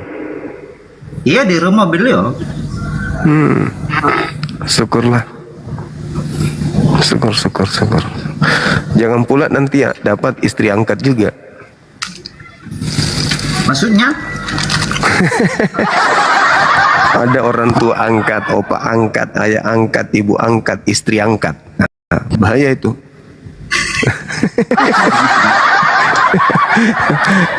Kata netizen di bawah. Istri diangkat. Oke saudaraku, Bang Error, kami diskusi lagi boleh ya? Nanti abang tinggal DM ke saya. Ya. Oke. Kan tadi malam kan saya sudah naik. Iya, itu. Mempertanyakan itu. Betul. Oke ya. Oke bang, makasih bang, sehat terus. Sehat. Bang Error ini mantap kali bah teman-teman. Beliau berniat untuk bersyahadat melalui Islam. Ya kita fasilitasi lah kalau beliau mau. Halo, selamat siang teman-teman yang baru bergabung. Halo. Siang bang. Ya, Saudara Pohon dari agama mana saudara? pohon. Pohon. Bahasa Indonesia tulang itu, tulang. Oh tulang, iya tulang. Halak medan tahu, halak medan markah dong. Biasalah lawan kamu ini. Oh gitu. Baik Pohon. Buka kamera Pohon. Kalau puhun itu artinya itu tulang, itu bahasa Dairi itu. Oh. Tulang itu artinya om, Iya. paman. Nanti Iya, malam lah. Oh iya, oke lah kalau begitu. Ini ada teman kita Bang Error mau mualaf dari Medan juga nya dia. Kenapa dia malam? Ya, mungkin karena beliau temukan kebenaran di Islam, Abang. Oh, kebenaran kan ada juga di semua sekte kan? Iya, betul. Jadi itu udah yakin itu atau bagaimana? Udah yakin dia, udah yakin. Coba tanya ke beliau. Kenapa bang pindah agama? Ya menurutku sama saja itu. Sama. Ada juga bedanya sih. Apalah bedanya itu? Nah, namanya aja udah beda. Sementara kan dalam apa itu kan dalam itu kejadian itu yang diperintahkan itu Apa di dalam semua anak-anak Abraham harus disunat katanya itu. Gimana kau mempertanggungjawabkan itu? Oh, kalau itu kan bagi Kristen sekarang sih itu sudah dimerdekakan itu semua, udah dibayar lunas itu hutangnya itu, ndak harus sunat lagi, cuma hatinya aja dituntut imannya. Iya, perintah untuk anak-anak Abraham kan nggak ada dipatahkan, nggak ada literasi itu yang ditemukan di Alkitab kita itu atau perintah itu dibatalkan, nggak ada kan? Di Perjanjian Baru kan ada itu. Coba dulu nanti cari itu kenapa orang Kristen tidak sunat kan gitu. Nah, coba cari nanti ada itu jawabannya itu. Kalaupun orang marga apa? Kau sudah tahu itu. Udah pernah saya yang sudah berantem sama dia. Itulah kita tidak mempersoalkan atau tentang perdebatkan atau masalahnya denom-denom atau agama kita di sini. Pokoknya kita udah fokus ini ya. Menurut kita mana yang terbaik itu yang kita ikuti ya. Itu ya. Menurut Bang Emma. Kembali kepada pasal 29 ayat 1 kan, bebas memeluk ajaran, bebas memeluk agama ya. Oh, ya kan? Benar itu, benar. Ya, itulah, jadi ngapain kita paksa gitu. Tetapi kembali kepada kita sih, di mana ajaran menurut kita yang benar gitu. Betul juga apa yang dibilang abang itu.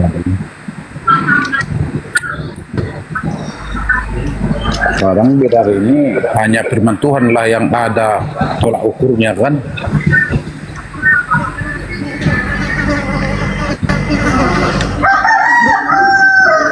Oke, sekianlah dulu Bang ya. Iya Bang, iya. Oke. Sebentar malam datang lagi Abang.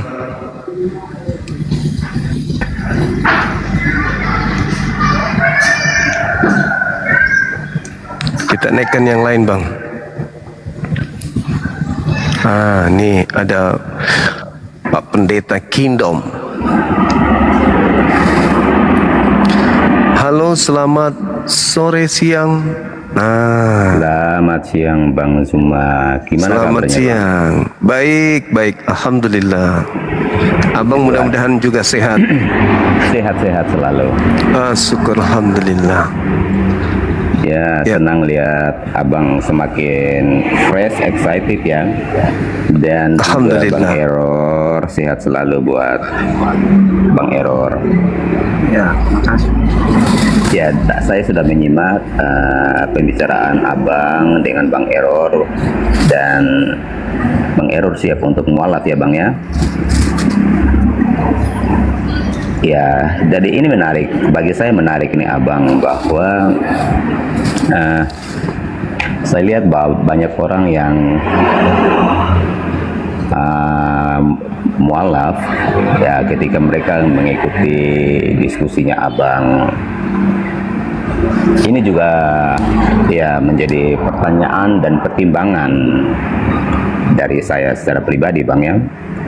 Apalagi saya pernah juga ya diskusi dan debat sama Bang Alkit. Ya dia juga orang Kupang ya, kita dan satu kerinduannya dia katanya bahwa supaya semua orang entity of Lobamor itu bisa mengenal kebenaran di dalam Islam. Jadi ya saya juga lagi berpikir panjang nih Bang. Apalagi saya ini kan terlahir dari keluarga Kristen, dan ya saya ini usia ini udah di atas setengah abad nih Bang ya. Jadi kekristenan saya itu sudah mengakar betul. Ibaratnya kalau dianalogikan sebuah pohon, saya bisa gambarkan bahwa seperti pohon beringin yang sudah usianya begitu banyak, dan akar-akarnya itu juga udah sampai kemana-mana. Dan kalau kita lihat bahwa pohon beringin ini adalah sebuah pohon yang sangat kuat sekali dan tahan akan badai, goncangan apapun itu. Makanya saya mau belajar ya dari abang sendiri, karena gini ya Bang ya, selama ini kan saya lihat bahwa abang ini banyak sekali kan membahas Alkitab, bahkan bisa dibilang 90 sampai 99% di dalam diskusinya abang lebih banyak bahas tentang Alkitab. Jarang sekali abang membahas Quran gitu ya. Mungkin juga diselingi dengan Quran, tetapi kalau mau komparasi perbandingannya itu bisa dikatakan 90 banding 10 gitu ya. Jadi lebih banyak yang dibahas itu Alkitab daripada Quran. Nah, saya pengen belajarnya gini Bang. Saya juga pengen tahu lebih banyak dari Quran, karena ketika abang lebih banyak bahasa Alkitab, saya ini kan sudah betul-betul mengakar sekali sama Alkitab. Jadi kalau ya sorry to say saja, mungkin ada narasi-narasinya dari abang, bagi saya kalau saya tangkap, oh ini kan bisa tidak sesuai, tidak tepat penjelasannya abang. Nah itu akan sulit menggoyahkan saya, karena saya betul-betul sudah tahu Alkitab itu seperti apa, ayat-ayatnya seperti apa. Sementara saya pengen lebih banyak tahu bahwa kebenaran itu seperti yang abang klaim, bahwa kebenaran itu ada di dalam Al-Quran dan keselamatan itu ada di dalam Islam. Bisa tidak bahwa ketika abang, dan bukan hanya abang saja, tetapi teman-teman apologet Islam ketika di TikTok coba lebih banyak membahas Quran. Jadi nyatakan gitu, oh ini kebenaran di dalam Al-Quran ini seperti ini. Karena begini abang, saya juga mau supaya betul-betul abang memberikan satu keyakinan yang kuat ya, bahwa ketika kami orang Kristen ini mau mualaf, ada dasar kebenaran yang hakiki, yang kuat, yang bisa mematahkan setiap argumen-argumen yang ada di dalam Alkitab. Karena ketika kalau Alkitab itu di mirroring bagi orang Kristen yang strong faith, yang kuat imannya, itu tidak akan tergoyahkan. Nah, seperti saya bilang tadi, saya ini kekristenan saya ini sudah mengakar begitu lama, seperti ibaratnya pohon beringin itu yang kuat. Nah, saya rindu untuk supaya abang itu membukakan lebih banyak dari kitabnya abang, keimanannya abang. Karena ya kalau abang membahas lebih banyak Alkitab, itu saya sudah paham, saya sudah tahu.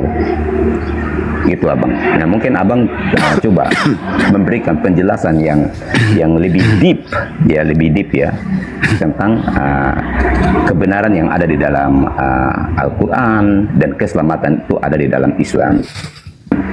Gitu abang. Oke, baik. Jadi saya sebagai apologet Islam itu membahas tentang kekristenan itu bukan tanpa pola, bukan seketika itu saja membahas Kristen tanpa mengetahui kemudian bagaimana sih Kristen ini bisa muncul di permukaan. Kok bisa ada agama Kristen ini? Dari mana asal usulnya? Nah, kajian itu muncul berdasarkan Al-Quran. Dalam surah Al-Ma'idah, Allah Subhanahu wa taala menerangkan di ayat 12 khususnya bagaimana Allah dulu pencipta langit dan bumi itu memilih Bani Israel. Walaqad anzalallahu mitsaqa Bani Israel. Jadi Allah memilih Bani Israel, lalu kemudian Allah pencipta langit dan bumi itu mengatakan, inni ma'akum, aku bersama dengan Bani Israel. Lain akamtumus shalah, apabila mereka tunduk beribadah kepadaku dan membayar zakat, membayar kemudian kewajiban terhadap orang-orang miskin, kata Allah, wa amantum birusuli, dan beriman kepada rasulku, utusanku, termasuk Nabi Isa, maka Allah menjanjikan kepada mereka surga. Itu kata Allah dalam Al-Quran, kepadamu berupa surga.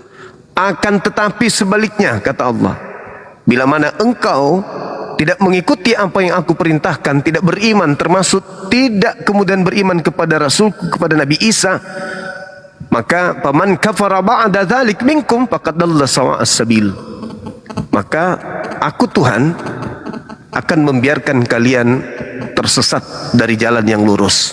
Nah, muncul pertanyaan, ketika Nabi Isa alaihissalam datang, apakah umatnya menolongnya atau justru mereka membencinya? Dan ternyata mereka membenci umatnya. Nabi Isa membenci Nabi Isa, malah mereka berupaya menyalib. Apa dari bias dari penyaliban? Lahirlah Kristen. Maka bukan tanpa alasan saya membahas Kristen itu, bukan. Karena memang Nabi Isa sebagai rasul kepada Bani Israel ditolak oleh kaumnya sebagian besar. Bahkan mereka cenderung ingin membunuh, bahkan berujung kepada tragedi adanya penyaliban. Sehingga Nabi Isa diselamatkan oleh Allah, penyaliban itu terjadi. Berjalannya waktu, Nabi Muhammad diutus. Setelah Nabi Isa mengalami pembangkangan dari umatnya, Nabi Isa diutus. Apa seruan Nabi Muhammad? Nabi Muhammad diutus. Nabi Muhammad menyeru kepada orang-orang Yahudi, orang-orang Nasrani, dan orang-orang zalim yang ada di antara kedua kelompok tersebut. Al-Quran yang sama, surah Al-Ma'idah ayat 15. Ya ahlal kitab, qad ja'akum rasuluna yubayyinu lakum katsir, dan seterusnya. Wahai ahli kitab, dalam hal ini Yahudi, Nasrani, dan orang-orang yang zalim di antara kedua golongan ini, diajarkan, wahai ahli kitab, telah datang kepada kamu Rasulku Nabi Muhammad untuk mengajarkan kepada kalian jalan keselamatan. Itu yang diterangkan Al-Quran. Jadi ketika Al-Quran menyeru ahli kitab, dan di tengah-tengah kami ada orang yang merasa berasal dari ahli kitab, maka misi dakwah Rasulullah kami sampaikan. Makanya kita bahas tentang Kristen ini, karena Kristen berasal dari dua kelompok tadi, antara Yahudi dan Nasrani muncul agama Kristen. Makanya suruhan Al-Quran juga terhadap saudara-saudara Kristen. Ya ahlal kitab, qad ja'akum rasuluna yubayyinu lakum katsiran mimma kuntum tukhfuna minal kitab wa ya'funa an katsir. Itu kata Quran. Jadi Al-Quran datang dibawa oleh Nabi Muhammad untuk mengajak orang-orang di luar Islam untuk masuk ke dalam Islam. Yahdi bihi man ittaba ridwana subulas salam, kata Al-Quran. Dengan Al-Quran itu orang-orang Yahudi, orang-orang Nasrani, dan orang-orang Kristen yang ada di antara kedua kelompok ini akan mendapatkan jalan keselamatan. Kenapa bisa demikian? Karena Torah sudah mengalami pencemaran, Injil sudah mengalami pencemaran, maka satu-satunya solusi adalah Allah mengutus Nabi Muhammad sallallahu alaihi wasallam.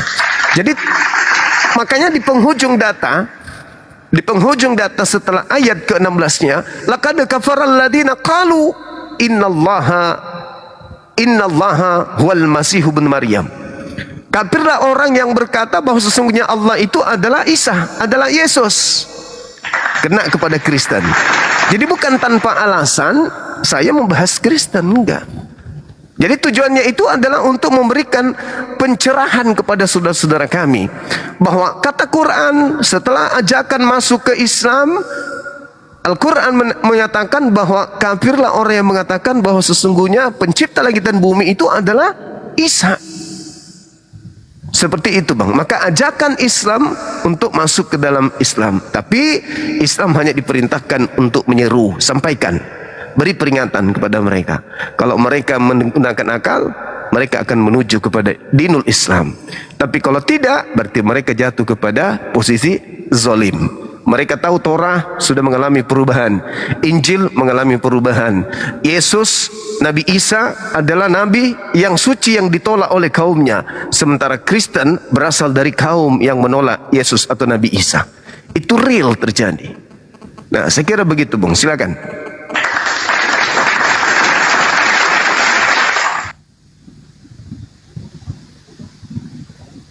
Termute, Bang, termute. Oke. Abang menarasikan tentang Isa. Kalau bagi saya pribadi dan mungkin secara umum juga, bahwa bicara tentang Isa adalah pribadi yang berbeda dengan Yesus, ya. Karena apa? Dari sejarah kelahirannya saja sudah berbeda. Makanya saya pengen lebih dalam lagi untuk abang kalau mau membahas.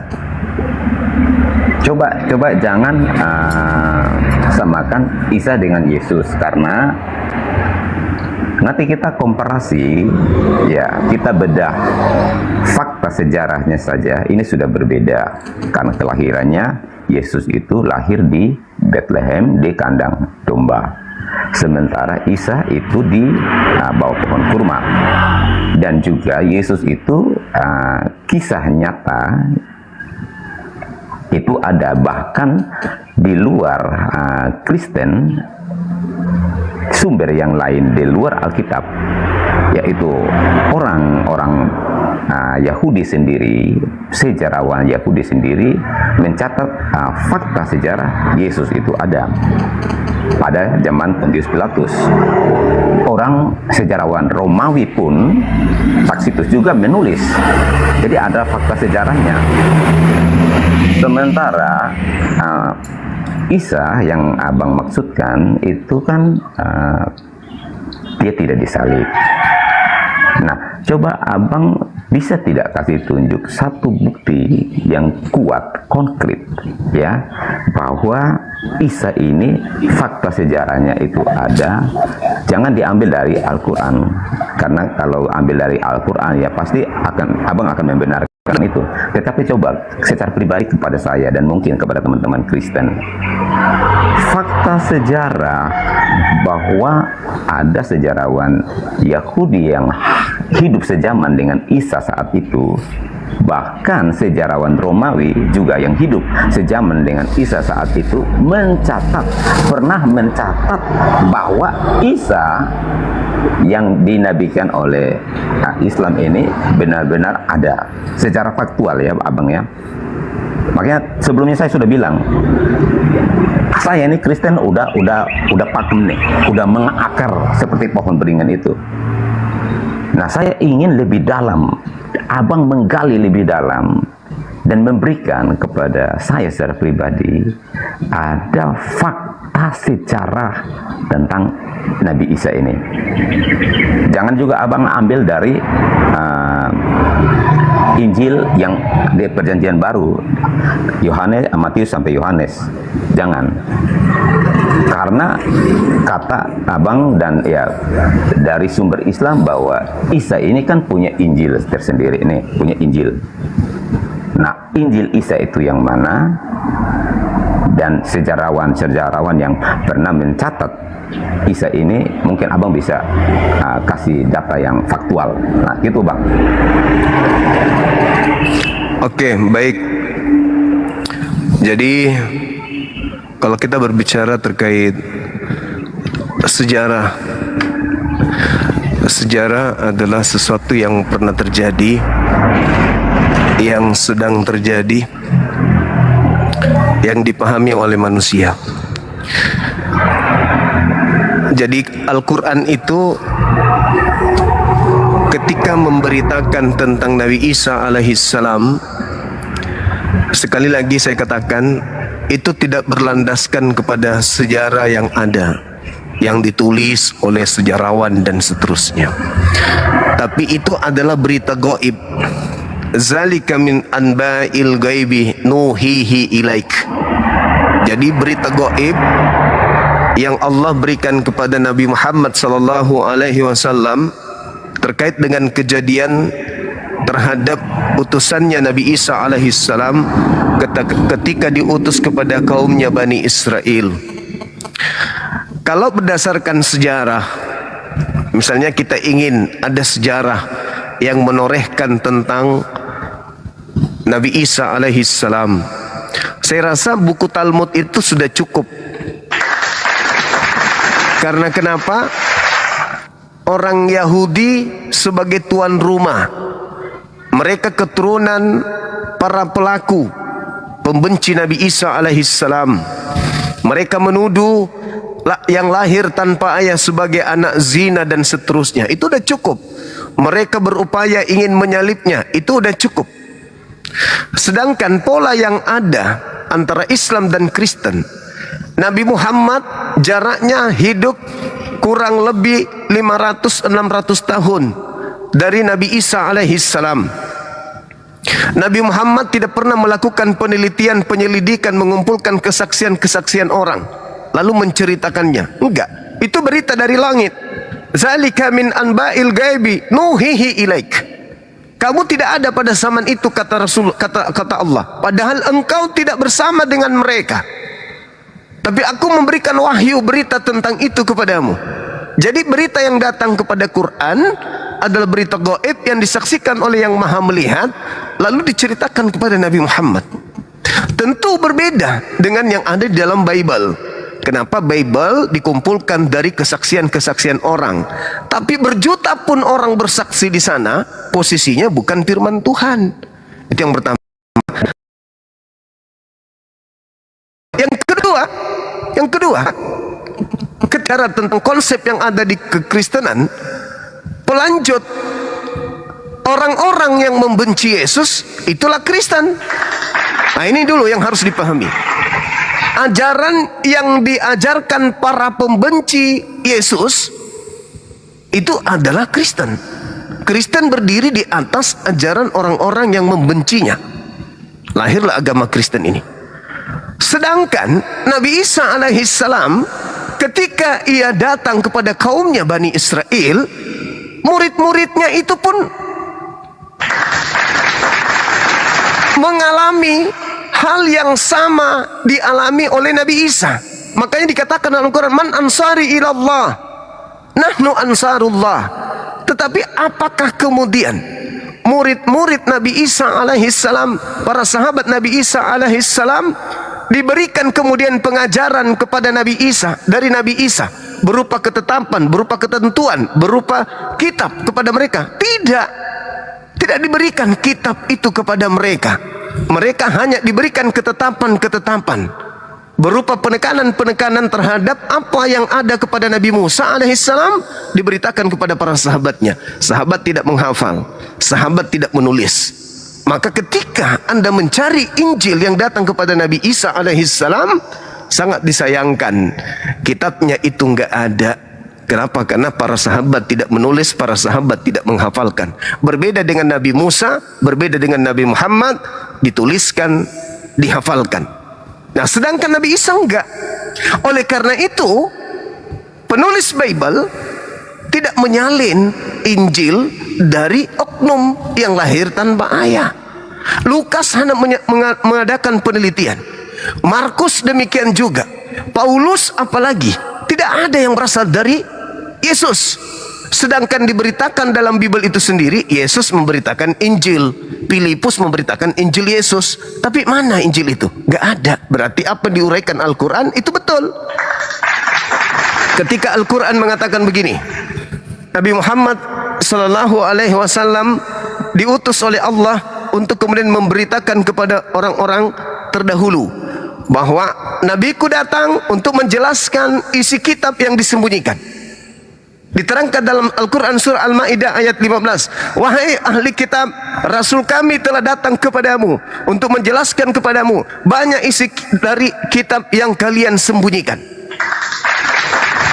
Nah, sekarang kalau kita tarik sejarah apapun itu, bersumber dari literatur apapun itu, ada nggak kemudian Yesus itu memberitakan Injil? Ada. Ada nggak Nabi Isa memberitakan Injil? Ada. Ini Abdullah atani alkitab wa ja'alani nabiyyan. Ada. Ada. Yesus gimana? Ada nggak? Ada. Mana kitab itu? Ya nggak ada lagi kitab itu. Berarti Al-Quran lebih benar. Karena Al-Quran mengatakan yang telah kalian sembunyikan. Nah, kalau tidak disembunyikan berarti ada Injil Yesus hari ini. Tapi faktanya kan nggak ada. Nah, seperti itulah. Silakan. Silakan, Bang. Ya, jadi satu hal yang saya tangkap dari Bang Zuma, jadi Yesus itu adalah sang Injil itu sendiri ya, bagi pemahaman kami Kristen, dia itu adalah sang firman itu. Jadi Injil di situ adalah artinya kan kabar baik. Nah, Yesus ini adalah sang Injil itu, dan dia tidak menulis buku apapun. Jadi yang menulis tentang Yesus ini, yang sang firman ini adalah murid-muridnya itu sendiri. Nah, sementara tadi Abang juga menyebut ada namanya murid Isa. Nah, murid-muridnya Isa itu yang mana, Abang? Siapa aja murid-muridnya Isa? Ya, sekali lagi di dalam Al-Quranul Karim, andai saja Nabi Muhammad itu membaca Bible untuk menjadi referensi atau kisi Al-Quran, maka tidak ada berat bagi beliau untuk menyebutkan nama-nama seperti yang ada di Bible. Yahya, disebutlah kemudian Matius, Markus, Lukas, dan seterusnya. Tapi oleh karena berita gaib yang disampaikan oleh Allah kepadanya tidak menyantumkan nama-nama tersebut, maka Nabi Muhammad tidak mencatat nama tersebut. Hanya dikatakan nahnu ansarullah, kami muridmu yang akan menolong agama Allah. Karena Allah tidak memberitakan siapa namanya, Nabi Muhammad tidak menyebutkan namanya. Andai saja, sekali lagi, andai saja Nabi Muhammad itu mencatat Quran, menulis Al-Quran, mengajarkan Al-Quran dengan literasi kisi-kisi referensi dari kitab-kitab terdahulu, maka demi untuk meyakinkan kebenaran ajarannya kepada orang-orang di luar Islam, maka tidak ada yang berat bagi dia untuk menyebutkan 12 nama murid Yesus. Tapi tidak, karena Al-Quran adalah firman Allah, tidak menyebutkan nama-nama tersebut, maka Al-Quran Nabi Muhammad tidak menyebutkan nama tersebut. Nabi Muhammad menyampaikan apa yang diwahyukan kepadanya.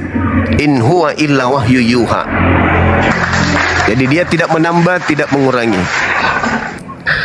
Silakan.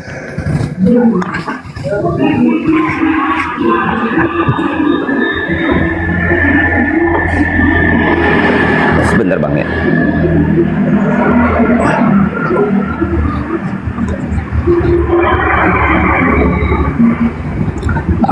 Ya, jadi saya belum dapat feel-nya ya Bang ya, belum nyantol nih Ya, sejarahnya Isa dan Yesus ya. Tapi ya nggak apa-apa, dari penjelasannya Abang itu saya bisa memahami bahwa dua pribadi ini memang tidak sama ya, Yesus dan Isa ini. Tapi ya nggak apa-apa, saya rasa itu kan ranah keimanannya Abang.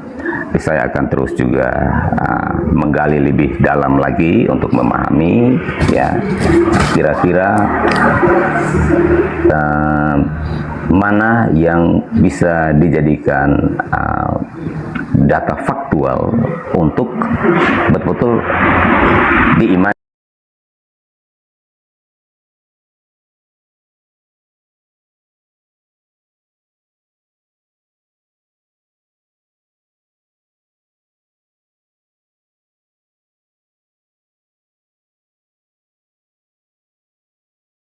Karena bagi kami Kristen dan bukti dari segala sesuatu yang tidak kita lihat. Jadi ya seperti abang dan teman-teman apologet Islam selalu menarasikan bahwa ketika kita beriman itu kita kan harus berlogika dulu, ya kan Bang ya? Berlogika, setelah itu kita beriman. Tetapi ini perbedaannya dari kami, keimanan kami Kristen, bahwa kita mengimani ada satu dasar yang kita bisa jadikan itu rujukan harapan kita, dan ada satu bukti yang kita bisa percayai walaupun itu tidak terlihat. Contoh, saya secara pribadi menjadi Kristen saat ini dan percaya kepada Yesus. Apakah saya pernah hidup di zamannya Yesus dan saya pernah melihat Yesus secara kasat mata? Kan tidak. Dan ketika saya berharap kepada Yesus bahwa Dia adalah Tuhan, ada dasar yang menjadi pengharapan saya.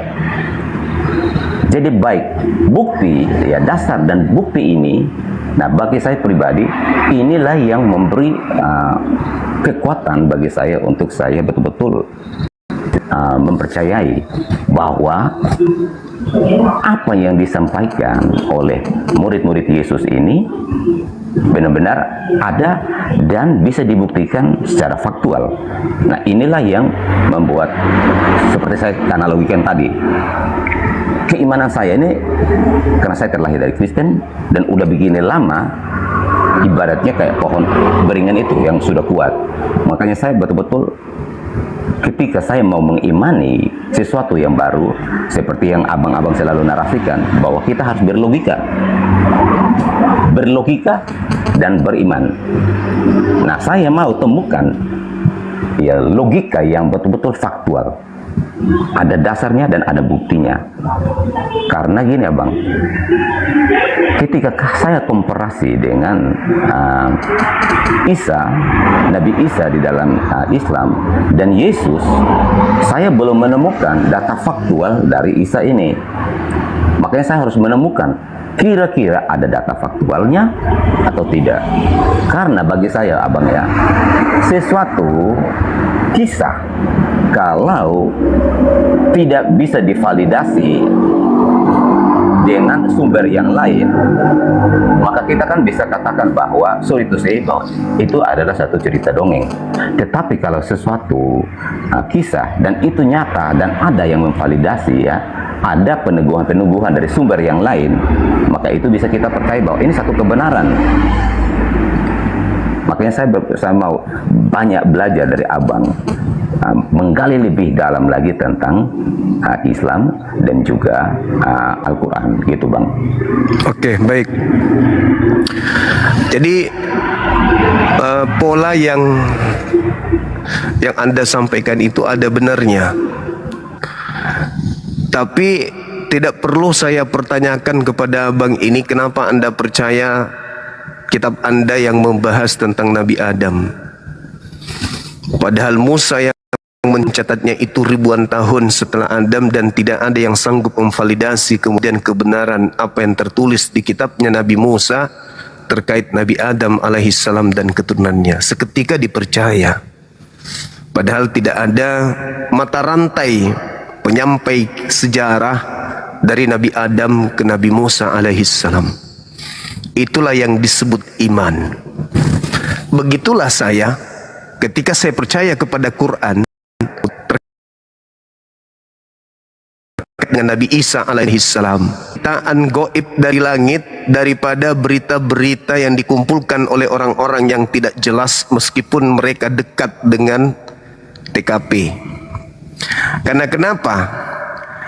Nabi Isa alaihissalam ketika datang kepada bangsanya, beliau adalah orang yang dibenci oleh sebangsanya. Hanya sebagian kecil dari bangsa Israel yang menerima dia. Bahkan kalau kita ingin jujur, salib itu adalah ending daripada perbuatan dan tindakan orang-orang yang membencinya kala itu. Lalu bagaimana mungkin saya mau percaya kepada agama simbol keselamatan. Itu mustahil, itu gila saya namanya. Saya sebagai muslim saya katakan, saya gila berarti. Saya sudah tahu Nabi Isa dibenci. Kebencian orang-orang di sekelilingnya melahirkan konsep di mana mereka ingin menyalib Nabi Isa. Lalu setelah itu saya menjadikan penyaliban yang mereka lakukan itu sebagai konsep keselamatan. Berarti saya gila. Berarti saya gila. Bagaimana dengan Yesus? Oh, ternyata sama. Yang menyalib Yesus juga adalah orang yang membencinya. Lalu kenapa bisa saya mau masuk ke dalam agama yang mana kaitan pembenci dengan konsep agama itu sangat erat? Nggak mungkin. Nabi Isa dibenci, lalu saya ingin mengikuti ajaran-ajaran yang dekat dengan masa beliau. Orang-orang yang mungkin saja berpura-pura jadi pengikutnya, mungkin saja cuma ingin mendapatkan keuntungan terhadap penguasa kala itu, sehingga dia telah isinya antara ajaran Nabi Isa dengan isi kitab itu bertentangan, antara ajaran Yesus dan ajaran Kristen bertentangan 180 derajat. Bagaimana mungkin saya mau percaya? Meskipun sejarawan semua menuliskan tentang kebenaran-kebenaran versi mereka sendiri, saya nggak mungkin gila, saya nggak mungkin percaya. Sabar bang, sabar. Nggak, maksudnya supaya abang langsung tambahin aja nanti. Sorry, saya potong sebentar. Jadi ya, tadi kan abang bilang bahwa ajaran Yesus itu ya tidak dipercaya atau bertentangan dengan ajaran Kristen gitu. Di mana pertentangannya itu? Oke, baik. Yesus mengatakan, akulah jalan, akulah kebenaran, akulah hidup. Tidak ada yang sampai kepada Bapa tanpa melalui aku. Konsep ini dirubah. Kristus telah menebus kita dari kutuk hukum Taurat dengan jalan menjadi kutuk. Aku kebenaran, aku kebenaran, aku hidup. Tidak ada yang sampai kepada Bapa tanpa melalui aku. Terus kenapa harus mati dengan jalan kutuk? Bukankah aku jalan kebenaran? Akulah jalan kebenaran, bukan jalan kutuk. Itu satu. Yang kedua, Yesus mengatakan, barang siapa yang melakukan hukum Taurat dan segala perintah yang ada di dalamnya dan mengajarkan kepada orang lain, maka dia akan menempati tempat tertinggi di dalam kerajaan surga. Matius 5 nomor 19. Saya ulang lagi. Barang siapa yang melakukan Taurat beserta segala perintah-perintah yang ada di dalamnya, maka dia dan mengajarkan kepada orang lain, maka dia akan menempati tempat tertinggi dalam kerajaan langit. Apa kata ajaran Kristen? Barang siapa yang melakukan hukum Taurat, jangan melakukan, menganggap ada kebenaran dalam hukum Taurat saja, kamu keluar dari kasih karunia. Engkau lepas dari Kristus jikalau engkau menganggap, berikalau engkau mengharap ada kebenaran dalam hukum Taurat. Galatia 2:16, sebab tidak ada orang yang dapat dibenarkan karena melakukan hukum Taurat. Sementara Yesus mengatakan, orang yang melakukan hukum Taurat dibenarkan sehingga mereka menempati tempat tertinggi dalam kerajaan surga. Kata Yesus, kata Paulus, tidak ada orang yang dibenarkan. Kata Yesus, orang yang melakukan hukum Taurat menempati tempat tertinggi. Kata Paulus, tidak ada orang dibenarkan karena melakukan hukum Taurat. Jadi menurut Paulus, menurut Paulus, meskipun kau melakukan segala hukum Taurat, kamu tidak akan dibenarkan. Itu pertentangannya. Makanya saya mengatakan, meskipun sejarawan semuanya menuliskan tentang kebenaran-kebenaran versi mereka, saya akan menghindar dari ajaran-ajaran orang-orang yang dekat pada zaman Yesus. Karena Yesus dikelilingi oleh orang-orang jahat, bukan dikelilingi oleh orang-orang baik. Silakan, Bang. Ya, jadi abang tadi berbicara banyak tentang hukum Taurat, dan memang bahwa Yesus kan katakan bahwa kalau orang yang bisa melakukan hukum Taurat itu hidup di dalam hukum Taurat, dia akan mendapatkan tempat yang tertinggi di surga. Tetapi faktanya bahwa tidak ada yang sanggup melakukan hukum Taurat. Siapa manusia yang bisa melakukan hukum Taurat? Tidak ada. Semua gagal. Bahkan Musa sendiri, Musa di mana? Makanya Musa itu tidak sampai ke tanah perjanjian, tanah Kanaan, karena satu pelanggaran kecil yang dibuat oleh Musa. Tuhan menyuruh Musa untuk menunjuk batu karang itu supaya keluar air. Tetapi apa yang dilakukan oleh Musa? Musa dengan emosi, dengan marah, lalu memukul batu karang itu. Tuhan tidak menyuruh untuk memukul. Nah, ini kesalahan kecil yang dilakukan oleh Musa. Artinya, Musa sendiri juga tidak bisa melakukan hukum Taurat itu karena marah, ada emosi, ada marah. Makanya Paulus mengatakan bahwa tidak ada orang yang dibenarkan. Artinya, nah Paulus itu juga dia adalah ahli Taurat juga. Orang pintar, orang cerdas, dia juga gagal melakukan hukum Taurat. Kan hukum Taurat katakan, mengajarkan jangan engkau membumbun. Tetapi apa yang dilakukan? Paulus membumbun. Bahkan orang-orang Yahudi dan orang-orang Farisi, orang-orang terhormat, mereka tidak sanggup melakukan hukum Taurat itu juga. Makanya Yesus mengatakan mereka bahwa mereka itu orang-orang munafik. Nah, orang-orang munafik ini tidak akan mendapat tempat di surga. Artinya mereka itu berusaha untuk kelihatan di luar pelaku hukum Taurat, tetapi nyatanya mereka tidak menjadi pelaku, bahkan mereka pendosa, membuat orang jadi jahat. Makanya Yesus datang itu menggantikan hukum Taurat itu dengan hukum kasih karunia. Jadi orang diselamatkan bukan karena melakukan hukum Taurat lagi, karena kalau berdasarkan hukum Taurat itu agar seseorang masuk surga, maka tidak akan ada satu manusia pun yang sanggup untuk melakukan hukum Taurat. Nah, karena Tuhan melihat bahwa hukum yang lama ini, yaitu hukum Taurat, tidak bisa memberikan keselamatan kepada umat manusia, makanya Tuhan itu datang dan menggantikannya dengan hukum yang baru, yaitu hukum kasih karunia. Nah, dengan hukum baru inilah kita manusia itu bisa diselamatkan, tidak bisa dengan melakukan hukum Taurat. Makanya Paulus menulis demikian. Ya, Bang, lanjut. Justru karena itu Islam datang. Ketika saudara mengatakan tidak ada satupun manusia yang mampu melakukan hukum Taurat, dengan kata lain tidak ada satupun manusia yang mampu mentaati perintah Tuhan, lantas lahir Kristen sebagai solusi. No, Tuhan tidak pernah membatalkan hukumnya kepada Bani Israel. Sampai hari ini mereka bersungut-sungut melakukan hukum Taurat sebisa mereka. Kristen jadi solusi. Justru itu makanya saya menghindar dari ajaran Kristen ini. Kenapa? Karena Kristen ini berasal dari ajaran orang-orang yang anti terhadap hukum Tuhan. Taurat ini kata Tuhan, Anda baca Ulangan 28, ngeri kali. Kalau di Al-Quran kan jelas tuh, melanggar Sabat mereka dihukum, dikutuk dengan menjadi kera. Anda baca di dalam Ulangan 28, saudaraku, mulai dari data 1 sampai seterusnya, kecaman-kecaman Tuhan Elohim kepada mereka orang Israel. Kalau mereka meninggalkan Taurat, apa yang terjadi terhadap mereka? Tiba-tiba Tuhan berubah arah menjadi Kristen. Ini polanya siapa nih yang mengajarkan ini? Yang mengajarkan tiba-tiba berubah ajaran kasih. Dengan kasih apa? Menghilangkan hukum Tuhan. Ada apa kok hukum Tuhan dibatalkan dengan ajaran yang kemudian, oh enggak lagi, kita ini bukan lagi hamba Tuhan, kita ini anak-anak Tuhan sebagai pewaris surga. Bukankah itu mimpi yang panjang? Mimpi yang begitu panjang.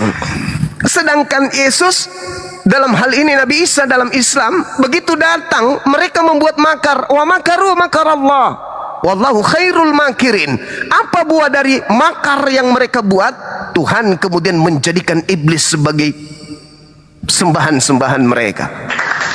Disebabkan karena mereka ingkar kepada Nabi Isa alaihissalam. Maka apa yang dituangkan oleh Al-Quranul Karim, ketika Nabi Isa mengatakan ma qultu lahum illa ma amartani bi an i'budullah rabbi wa rabbakum, pernah enggak Yesus merubahnya? Ketika dia mengatakan dalam Yohanes 4:2, aku dan muridku kenal, kalian menyembah kepada yang kalian tidak kenal. Pernah enggak Yesus merubahnya? Bahwa aku menyembah aku murid-muridku menyembah. Enggak ada. Ma qultu lahum illa ma amartani bi an i'budullah rabbi wa rabbakum. Justru Justru ketika lahirnya agama saudara, inilah buah dari penolakan terhadap hukum Tuhan. Makanya mohon maaf. Makanya Al-Quran ketika mengatakan orang-orang yang tadinya mengatakan Nabi Isa disalibkan, mereka dihukum.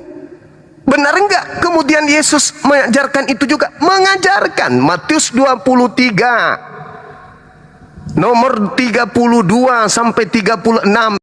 Endingnya di mana? 37, 38, 39 kata Yesus.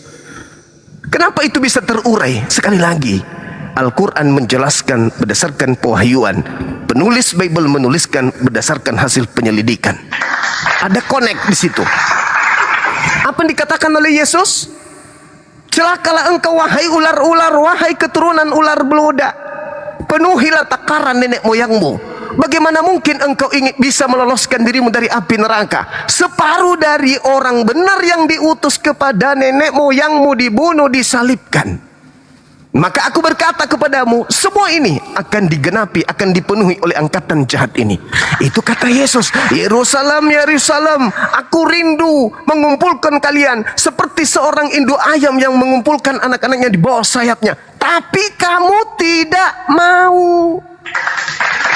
Aku berkata kepadamu, mulai sekarang kau tidak akan melihat aku lagi, sampai kalian berkata, diberkatilah dia yang datang dalam nama Tuhan. Ayat 37 yang dikatakan apa? Bahwa Yerusalem akan menjadi kota sepi, tanpa penghuni, yang ditinggalkan, dan kerajaan Elohim akan diberikan kepada bangsa yang lain. Maka kerajaan itu bukan dilanjutkan oleh mereka yang membenci Yesus. Tidak, Nabi Isa enggak, tapi diberikan kepada bangsa lain. Kenapa? Tuhan sudah jijik kepada bangsa tersebut. Jijik Tuhan itu. Al-Quran surah Al-Ma'idah ayat 12. Jijik Tuhan itu kepada mereka. Jijik.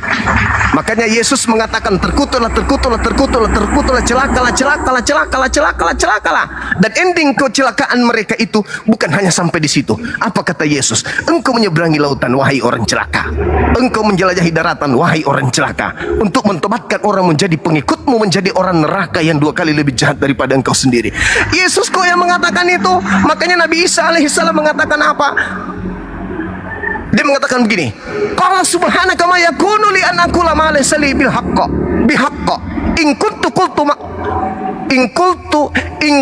qultu faqad alimta wa alamu ta'lamu ma fi nafsi wa la a'lamu ma fi nafsi, kata Nabi Isa. Innaka antal ayyamul ghuyub. Aku tidak mengetahui ajaran yang datang setelahku, wahai ya Rabb. Aku hanya mengetahui mereka pada saat aku bersama dengan mereka. Namun ketika engkau mengangkat aku nggak tahu apa yang mereka lakukan. Engkaulah yang bersaksi tentang mereka. Sesungguhnya engkaulah yang maha mengetahui tentang hal-hal yang gaib.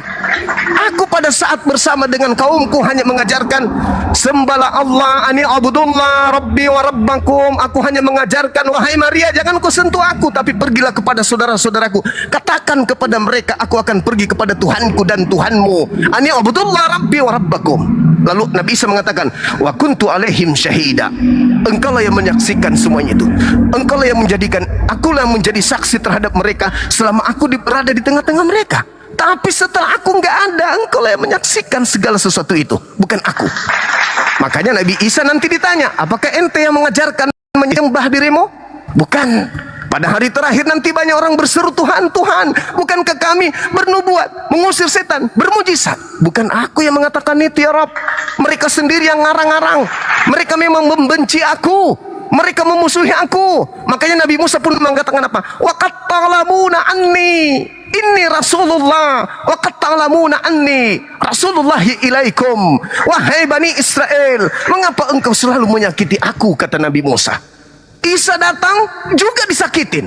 Lalu ketika para nabi disakitin, dimusuhin, dibenci, diolok-olok, lahirlah sebuah konsep dari sana.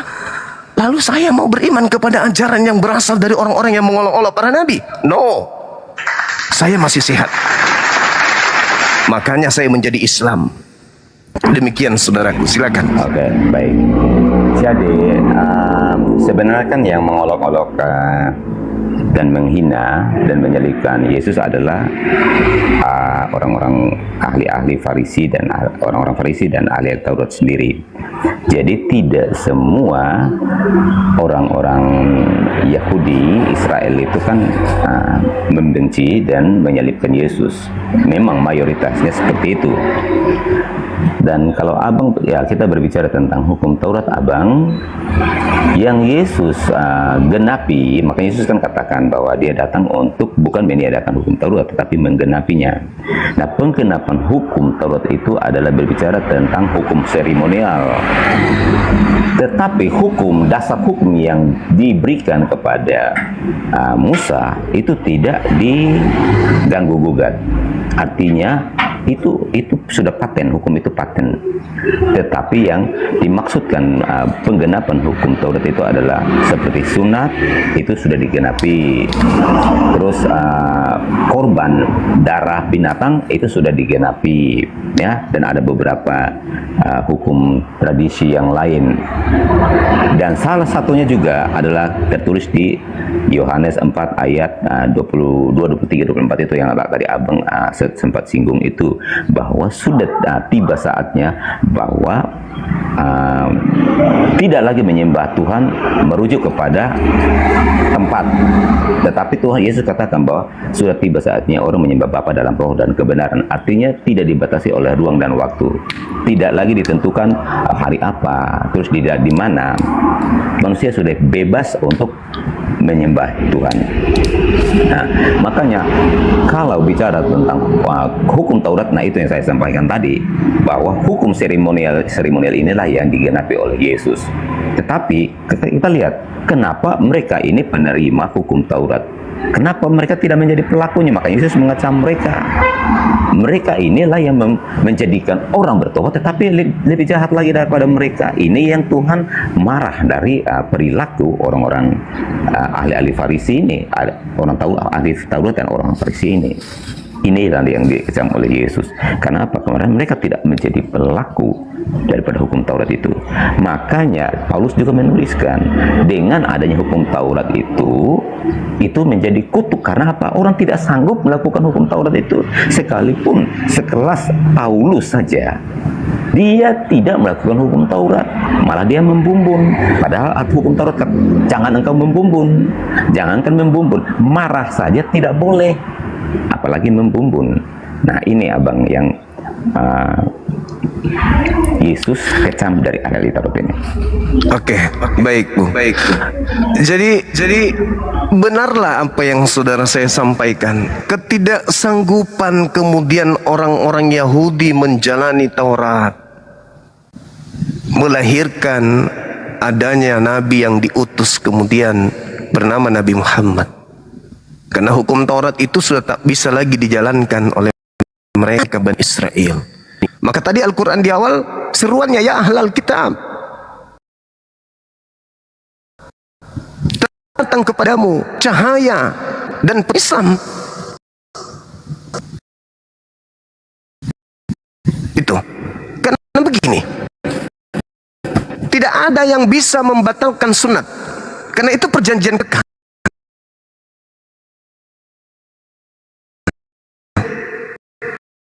Itu perjanjian kekal.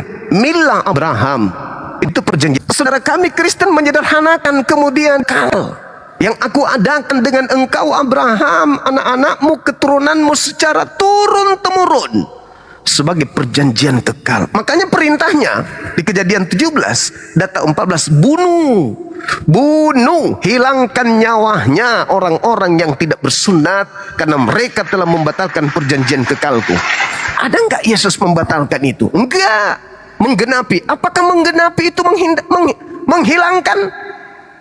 Tidak, bukan. Menggenapi itu menyempurnakan, bukan malah menghindari, bukan membatalkan. Sedangkan pola yang dibilang Paulus bukan membatalkan lagi, malah dia mengatakan kamu keluar dari kasih karunia. Kalau kau mengharapkan ada kebenaran dalam hukum Taurat, Galatia 5, nomor 2, nomor 3, nomor 4, engkau keluar dari kasih karunia. Jikalau engkau mengharapkan kebenaran oleh hukum Taurat, Yesus Kristus tidak berguna bagimu. Bagaimana mungkin saya, orang yang sehat akal, mau mengikuti seseorang yang melanggar hukum Tuhan? Bagaimana mungkin saya mau mengikuti sebuah agama di mana agama itu menghapuskan hukum Tuhan? Gak mungkin. Justru kita harus mengikuti. Yesus sendiri loh mengatakan, barang siapa yang percaya kepadaku, maka dia akan melakukan juga pekerjaan-pekerjaan yang aku lakukan. Bahkan melakukan pekerjaan yang jauh lebih besar dari pekerjaan yang aku lakukan. Loh, bagaimana sekarang nih saudaraku Kristen? Bagaimana mau menjalankan pekerjaan yang jauh lebih besar, sedangkan pola daripada apa yang ditanamkan oleh Yesus itu dihapus? Cuman tinggal satu doang. Apa itu? Kasih. Wah, bahaya ini. Kasih kepada Tuhan sebagai hukum terutama itu apa? Cakupan daripada kasih kepada Tuhan menurut Yesus di dalam Matius 19, 16, 17 dan seterusnya. Apa kata Yesus? Yang disebut kasih adalah melakukan segala perintah-perintah Bapa Elohim. Setelah itu lulus dari melakukan perintah-perintah Bapa, apalagi? Infak, zakat, sedekah, buat bayarkan, berikan semua hartamu, jual berikan kepada si miskin. Setelah itu barulah kau datang dan ikut padaku. Jadi ada beberapa sesi episode yang harus diikuti oleh orang-orang untuk menjadi pengikut Yesus, dan itu tidak gampang. Kristen gak bisa lolos ke sana, gak bisa. Kenapa? Yang pertama, lakukan segala perintah yang diperintahkan Bapa. Apa itu? Hukum Taurat. Sedangkan orang Kristen mengatakan hukum Taurat itu sudah tak berlaku. Yang berlaku sekarang adalah ajaran kasih. Apa pembuktiannya? Efesus 2 nomor 15. Dengan matinya Yesus, coba, ditukar darah Yesus itu dengan hukum Tuhan. Apakah ini tidak gila?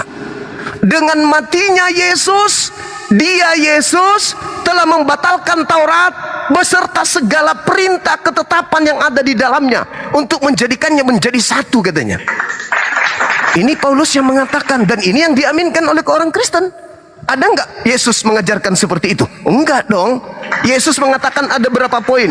Matius 5 nomor 17, jangan kau mengira aku datang untuk meniadakan, aku datang untuk menyempurnakan, untuk menggenapi. Apa penyempurnaannya? Baca Matius 5 data 20-nya. Apa kata Yesus? Jikalau engkau, barang siapa yang hidup keagamaannya tidak lebih benar dari hidup keagamaan orang Farisi dan ahli Taurat, engkau tidak akan bisa masuk surga. Itu kata Yesus, bukan kata saya. Jikalau hidup keagamaanmu tidak lebih benar. Nah, apa tolak ukur benarnya? Baca Matius 23 nomor 1. Apa kata Yesus? Ahli Taurat, orang Farisi telah menduduki kursi Musa. Dengarkan semua perkataan mereka, tapi jangan kau ikuti pekerjaan mereka, sebab mereka hanya berkata tapi mereka tidak mempraktikkan hukum Taurat. Makanya Yesus mengatakan kepada muridnya, Matius 24 nomor 15, apabila engkau melihat sang pembinasa keji duduk di tempat yang kudus. Ada pembinasa keji duduk di tempat kudus. Maksudnya apa? Ada seorang pembinasa yang duduk dengan menggunakan label nabi, label rasul, tetapi dia memutarbalikkan hukum-hukum Tuhan seperti yang dinubuatkan oleh Nabi Daniel, katanya. Itu kata Yesus. Yang dinubuatkan Nabi Daniel apa? Dia membatalkan hukum Tuhan. Dia memutar balik hukum Tuhan yang maha tinggi. Dia menghapuskan hukum makan dan minuman. Dia menghapuskan kemudian hari-hari raya. Itu yang dikutuk sebagai pembinasa keji yang membinasakan. Maka apa intinya? Bila mana ada orang berkata ada Mesias di sana, ada Mesias di sini, jangan kau percaya. Ada Mesias di padang gurun, ada Mesias dalam bilik, jangan kau percaya. Itulah sepembinasa keji itu. Makanya saya mengatakan, Bung, kalau Anda berbicara, tanamkan kepada saya pemahaman tentang Islam. Sederhana. Saya tidak akan mungkin menggadaikan iman saya, hidup saya dalam beragama kepada orang-orang yang masih berasal, masih ada bau-baunya di tubuhnya, di badannya, di agamanya, bau-bau Bani Israel, bau-bau ahli kitab. Tidak akan mungkin. Saya tidak mau. Kenapa? Ahli kitab adalah bangsa yang dikutuk oleh Elohim pencipta langit dan bumi. Kata siapa tuh? Kata Yesus. Di mana Yesus mengatakan? Matius 23 dari data 1 runut ke bawah sampai 39. Yesus menyampaikan kutukan-kutukan itu kepada ahli kitab. Wahai engkau ahli kitab, celakalah. Orang Kristen ditanya, saudaraku Kristen yang saya kasihi, agamamu itu berasal dari orang-orang apa? Orang Belanda? Bukan bang. Orang Roma? Bukan bang. Orang Yunani? Bukan. Lalu orang apa? Ahli kitab. Orang Farisi, keturunan Abraham dari sisi Ishak. Oh, yakin Anda itu? Yakin. Kami ini adalah Yahudi, Israel rohani. Wow, na'udzubillah, na'udzubillah. Jangankan yang rohani, yang jasmani aja dikutuk oleh Tuhan. Apalagi yang rohani. Jadi bagaimana mungkin kami umat Islam itu bisa percaya kepada agama Kristen? Gak mungkin. Selama Kristen masih ada bau-bau ahli kitabnya, kami yakinkan tidak mungkin ahli kitab meloloskan kemudian kebenaran dari para nabi untuk dianut oleh umat di bangsa di luar mereka. Apa pembuktiannya? Paulus ketika kembali ke Yerusalem di KPR 21 nomor 15 sampai nomor 26, Paulus bertobat dari mengajarkan agama Kristen itu sendiri. Itu real, tertulis di dalam Bible. Paulus bertobat dong. Paulus mentahirkan diri. Paulus mempersembahkan persembahan di dalam bait suci. Setelah ketahuan dia membatalkan hukum sunnah dan makanan-makanan yang diharamkan kepada bangsa di luar daripada Yerusalem. Itu data. Jadi mustahile saya percaya kepada agama Kristen yang datang dari orang-orang Farisi. Silakan. Baik. Jadi kalau bicara tentang agama Kristen, ya, Kristen ini dijadikan agama ratusan tahun setelah para rasul ini kan meninggoy, ya. Setelah mereka metong, baru di abad keempat itu kan disahkan menjadi agama, dilegalkan menjadi agama. Tapi saya tidak mau bahas yang itu. Saya mau masuk ke tadi topik yang Abah sampaikan tadi tentang sunat, ya. Nah, sehukum tertinggi yang diajarkan itu adalah kasihilah Tuhan Allahmu dengan segenap hatimu, kasihilah sesamamu manusia seperti dirimu sendiri. Ini hukum yang tertinggi. Tidak ada yang bisa melarang itu, menghalangi itu, membantai itu. Itu hukum yang tertinggi dari Tuhan, ya. Dan kalau bicara tentang hukum sunat, nah, jelas bahwa hukum sunat itu kan sebenarnya kan diberikan kepada Abraham dan keturunannya dan orang-orang yang tinggal di rumahnya Abraham, artinya para budak.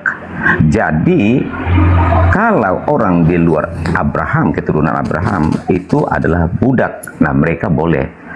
Makanya sunat ini tidak diberikan kepada bangsa-bangsa yang lain, hanya di dalam lingkaran internalnya Yahudi, Abraham dan keturunan. Lalu kalau kita Indonesia, Afrika, Amerika, atau bangsa Australia, kita tidak punya kapasitas untuk disunat dengan alasan, oh itu milik Abraham atau apa, tidak. Karena sunat itu diberikan kepada hanya Abraham dan keturunannya, gitu bang. Makanya, oke, itu di skip saja masalah sunat, ya. Dan satu lagi, karena tadi Pak Abang sudah banyak ngomong, saya juga lupa apa yang mau saya sampaikan. Tetapi, yang Yesus kecam itu kan dari ajaran-ajaran orang-orang Farisi ini dan ahli-ahli Taurat ini. Ini yang ditentang oleh Yesus. Karena begini Abang, ketika Tuhan memilih Abraham dan keturunannya, yaitu Bani Israel, menjadi anaknya, itu kan perjanjian kekal antara Tuhan dan Abraham. Tidak mungkin Tuhan akan meninggalkan mereka. Karena kalau kita lihat fakta sejarah, setelah dari Abraham sampai keturunan-keturunan sebelum Yesus datang, bangsa ini kan bangsa paling bebal, bangsa yang suka melanggar Tuhan, menyakiti hati Tuhan. Tapi apakah Tuhan meninggalkan mereka? Tidak.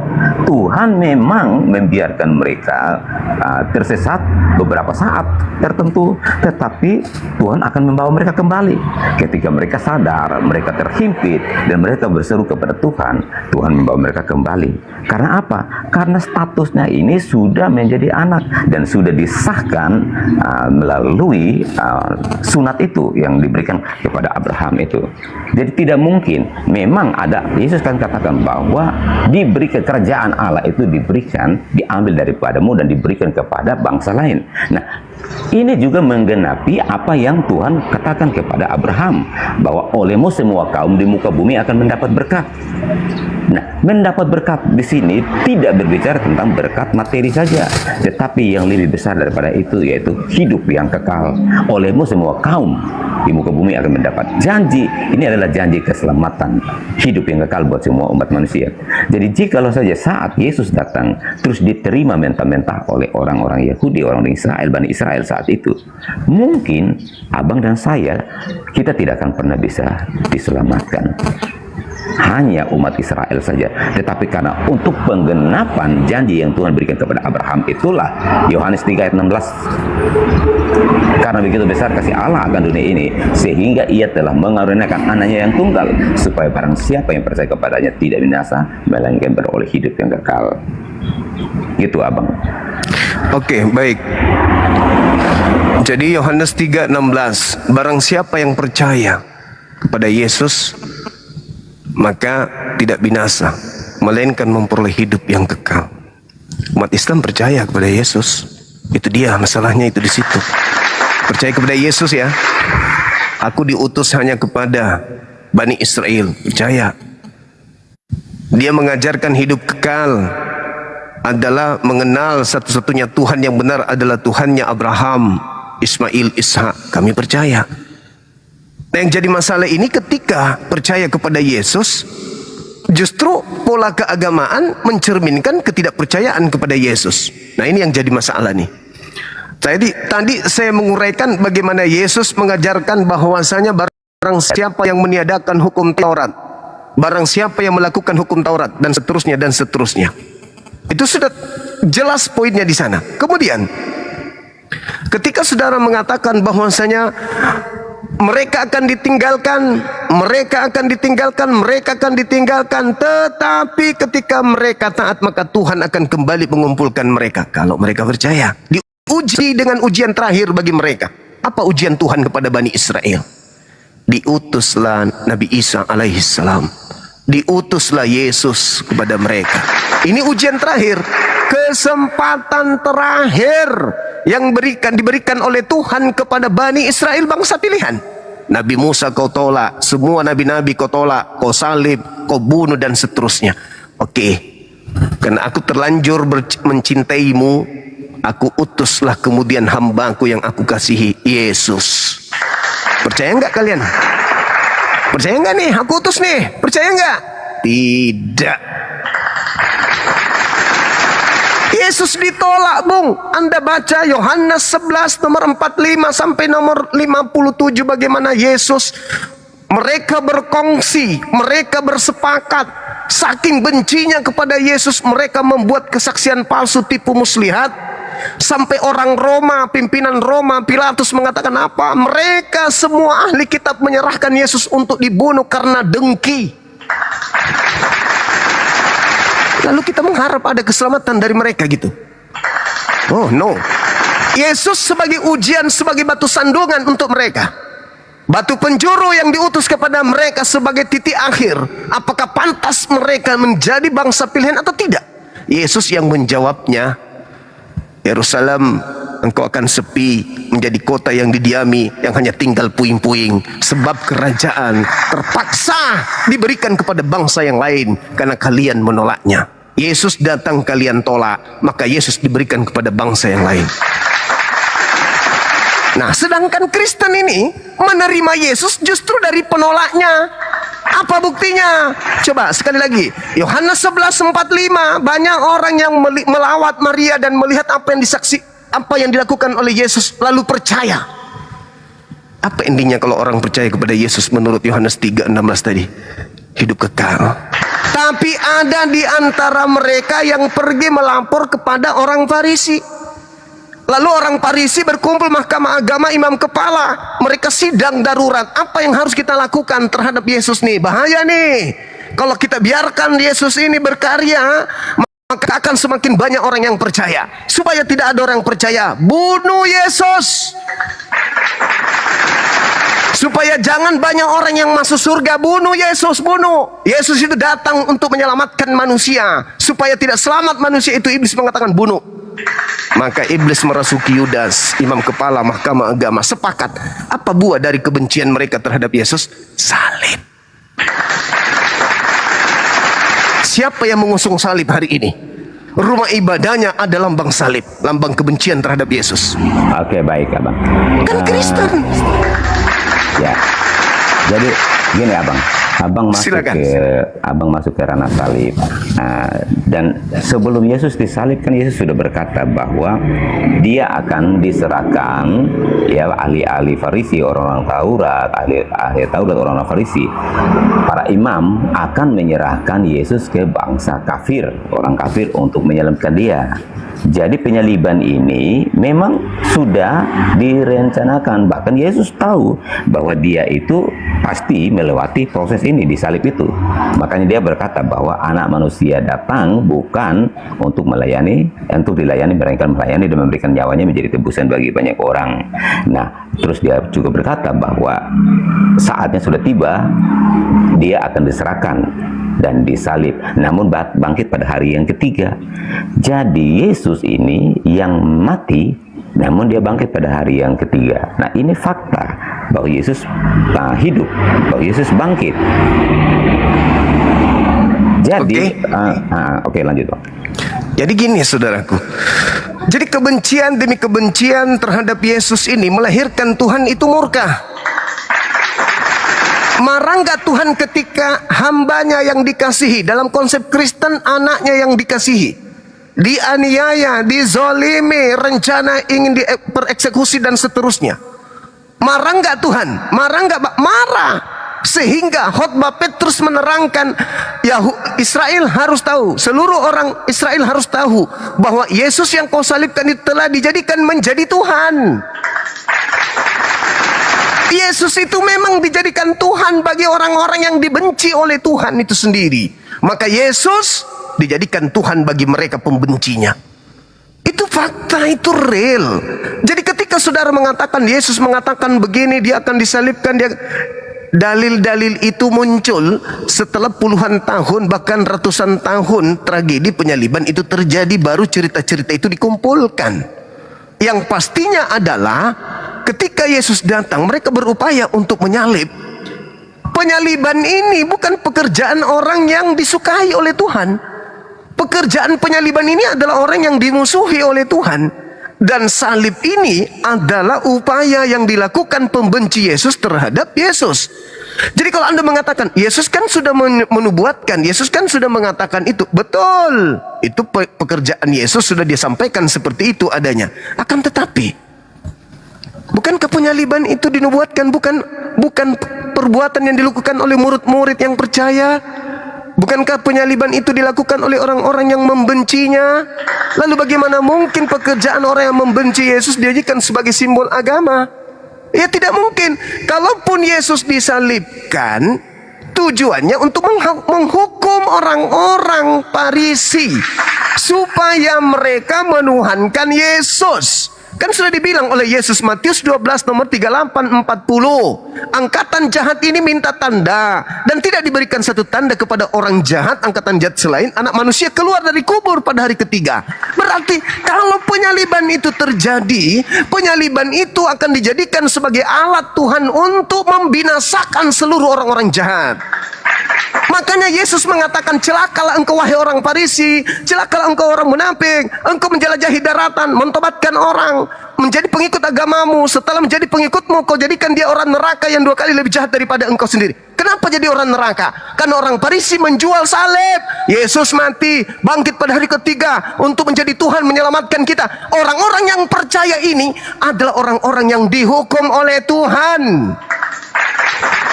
Makanya kalau Anda mendalami materi di Kisah Para Rasul 2 nomor 30, 31, 32, 33 sampai 40, Anda akan tamat di situ. Ternyata Yesus disalib lalu dibangkitkan dia untuk menjadi Tuhan. Siapa yang percaya kepada kebangkitan, kata Yesus, adalah orang jahat. Jadi kalau Anda mengatakan kami selamat karena kebangkitan itu, oke aja. Keselamatan apa? Makan babi. tidak bersunat, membatalkan hukum Tuhan. Oh, kami selamat karena darah Yesus di atas. Oke, jangan salah. Yang disalib adalah orang yang menggantikan Yesus, Nabi Isa alaihissalam. Kalaupun Anda memaksakan itu Yesus, apa manfaatnya? Ternyata itu adalah hukuman. Hukuman bagi orang-orang yang percaya terhadap kebangkitan. Dan orang Farisi mengajarkan kebangkitan. Siapa yang percaya kepada kebangkitan, kata Yesus, maka dia adalah orang yang masuk dalam lingkaran angkatan jahat. Angkatan jahat ini minta satu tanda, dan tidak akan diberikan satu tanda apapun selain Yunus, selain anak manusia. Yunus 3 hari dalam perut ikan, anak manusia 3 hari dalam perut bumi. Itu tanda untuk siapa? Angkatan jahat. Jadi kalau hari ini Anda memproklamirkan, mengajarkan saudaraku bahwa Kristen diselamatkan oleh penyaliban darah Yesus, wow, Anda tidak mengerti, Anda tidak paham. Itu adalah hukuman bagi orang-orang yang tidak percaya. Makanya kalian sekarang bebas makan babi, bukan? Bebas menyembah Yesus, kan? Ibadah minggu tidak bersulit, bebas, bukan? Ya, Anda dibiarkan berleha-leha. Silakan dengan mimpi kalian, kata Tuhan. Kalian menyembah Yesus, silakan. Kalian menyembah Yesus, silakan. Karena memang Yesus itu aku jadikan Tuhan bagi orang jahat. Al-Quran surah Al-Araf ayat 27 ayat 30. Allah menjadikan iblis sebagai pemimpin bagi orang-orang yang tidak beriman. Baik. Silakan. Jadi, kami Kristen ini percaya kepada Yesus itu sebagai Tuhan, bukan karena ada agama ini baru menjadikan Yesus sebagai Tuhan, tetapi para murid ini sendiri, ya Petrus, Yohanes, dan teman-teman yang menjadi saksi hidup itulah yang memberitakan bahwa Yesus itu adalah Tuhan. Sebelum-sebelumnya mereka tak percaya nggak bahwa Yesus adalah Tuhan? Tidak. Mereka sendiri nggak yakin akan Yesus, padahal setiap hari mereka makan sama Yesus, ya tidur bareng, ya bahkan Yesus mencuci kaki mereka. Mereka sendiri nggak percaya, makanya Yesus juga berkata, ada di antara kalian yang nggak percaya. Ya, itu yang dimaksud adalah Yudas. Nah, tetapi setelah kebangkitannya dari kematian, nah disitulah, dan apalagi terutama setelah mereka dipenuhi dengan Roh Kudus, ketika Roh Kudus turun ke atas mereka, nah di situ Petrus berkhotbah dan 3.000 orang bertobat. Nah di situ kan mereka mulai dicerahkan, karena Roh Kudus ini yang menolong mereka untuk memahami siapa itu Yesus. Nah, kalau kami Kristen mempercayai bahwa Yesus itu adalah Tuhan, itu karena para murid ini sendiri yang memberi kesaksian, karena mereka adalah saksi hidup. Dan juga Paulus juga pernah mengalami perjumpaan secara ilahi dengan Yesus. Makanya ketika Paulus juga mengajarkan bahwa Yesus itu adalah Tuhan, itu tidak ada satupun murid-murid yang menentang ajarannya Paulus. Artinya baik para rasul ini dan juga Paulus, mereka saling meneguhkan dan mereka melanjutkan ajaran-ajaran Yesus. Begitu Bang, bahwa kami Kristen percaya Yesus bukan karena dilantik jadi Tuhan seperti yang dinarasikan baru dia jadi Tuhan. Ya. Baik Bung, itulah alasannya kenapa umat Islam itu tidak nerima agama Kristen. Meskipun agama Kristen itu baik, agama Kristen itu kasih, umat Islam tidak mau menerima Kristen. Alasannya apa? Itu tadi, saudara sudah menjelaskan, murid-muridnya pun disesatkan kemudian. Murid-murid bagaimana mungkin pencipta langit dan bumi nuzul menjadi Yesus? No, itu impossible. Tidak mungkin pencipta langit dan bumi menjadi Yesus. Kita tanya Yesus, Yesus, kesaksianmu kamu itu Tuhan atau utusan Tuhan? Utusan Tuhan. Kamu bisa membangkitkan orang mati karena kamu ini Tuhan atau kamu utusan? Utusan Tuhan. Terus hidup kekal itu mengenal engkau Tuhan atau utusan Tuhan? Utusan Tuhan. Hidup kekal itu kami terima dengan mengenal engkau sebagai Tuhan atau utusan Tuhan? Utusan Tuhan. Lalu kenapa bisa hari ini kami menerima orang-orang yang mengajarkan kasih dengan menuhankan dirimu? Yesus menjawab. Matius 24 nomor 24, Matius 24 nomor 4 nomor 5 sampai nomor 27 26.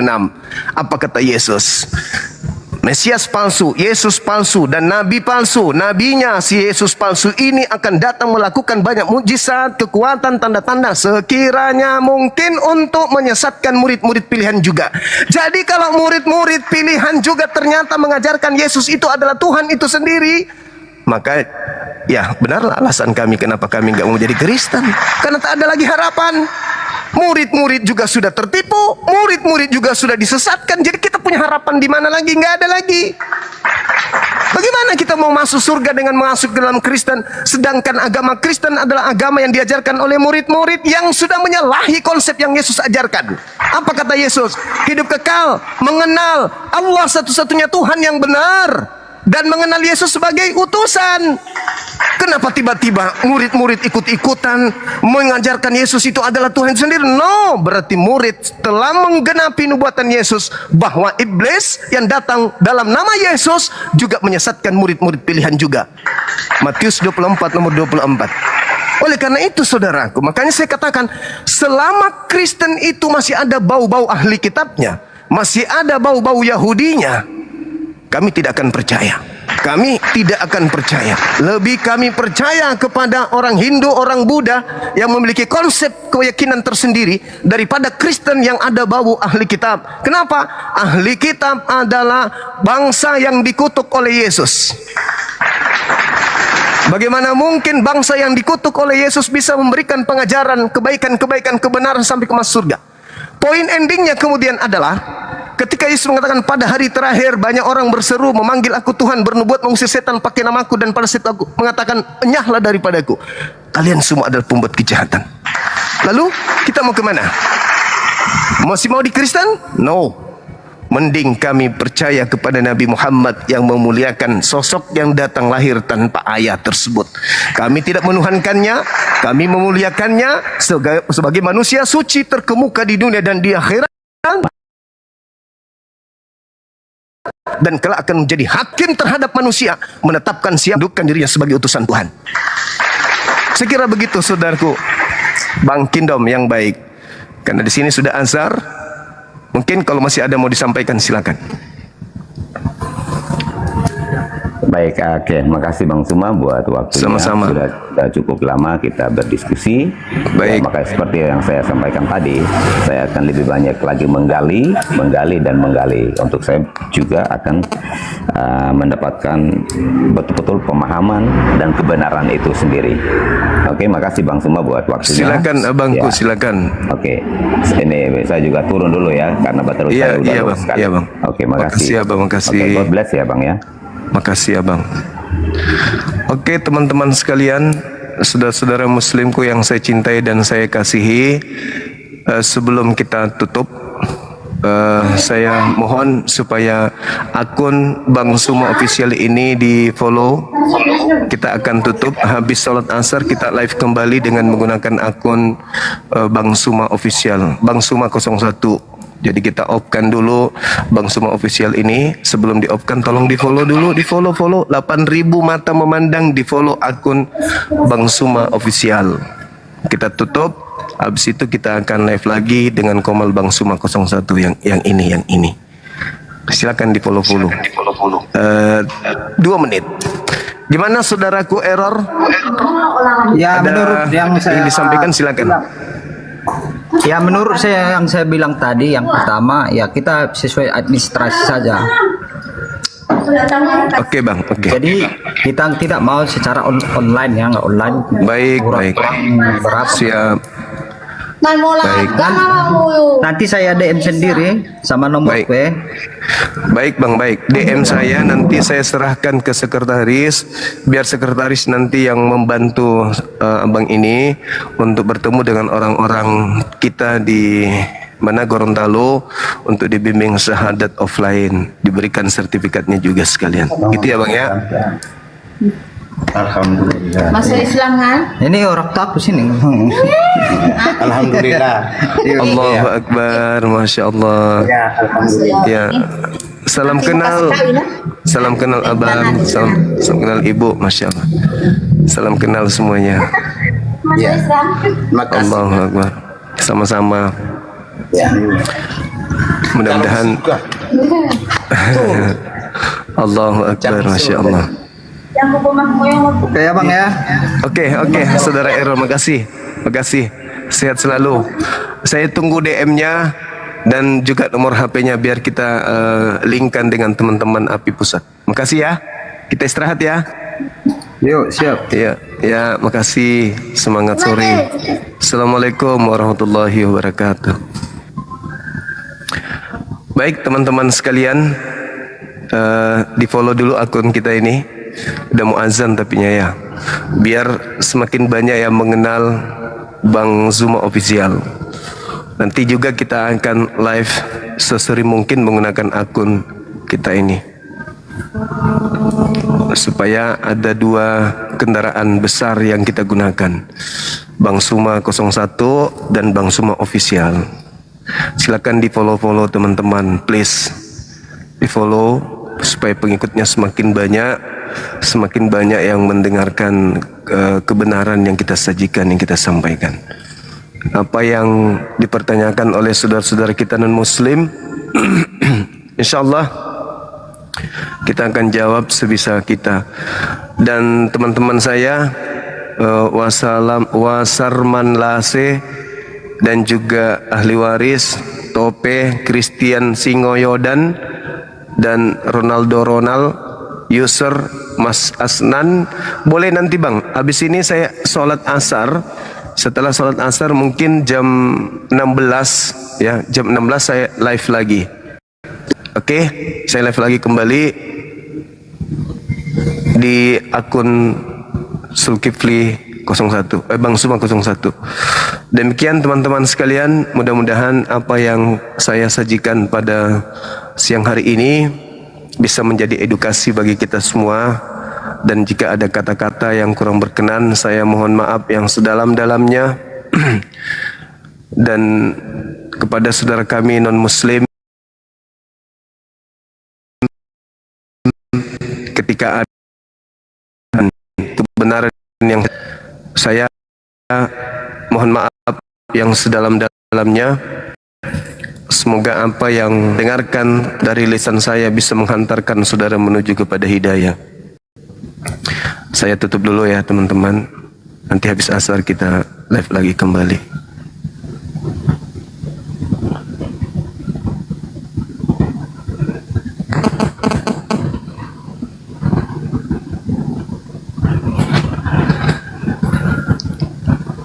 Kita matikan YouTube dulu.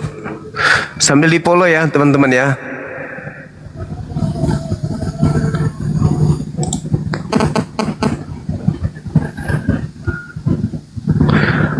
Iya, komputer di rumah katanya lagi error.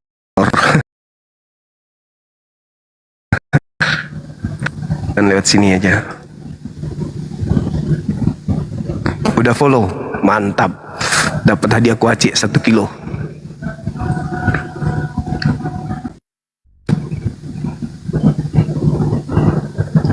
Ingat teman-teman, pukul 16.00 insya Allah kita live kembali ya. Waktu Makassar.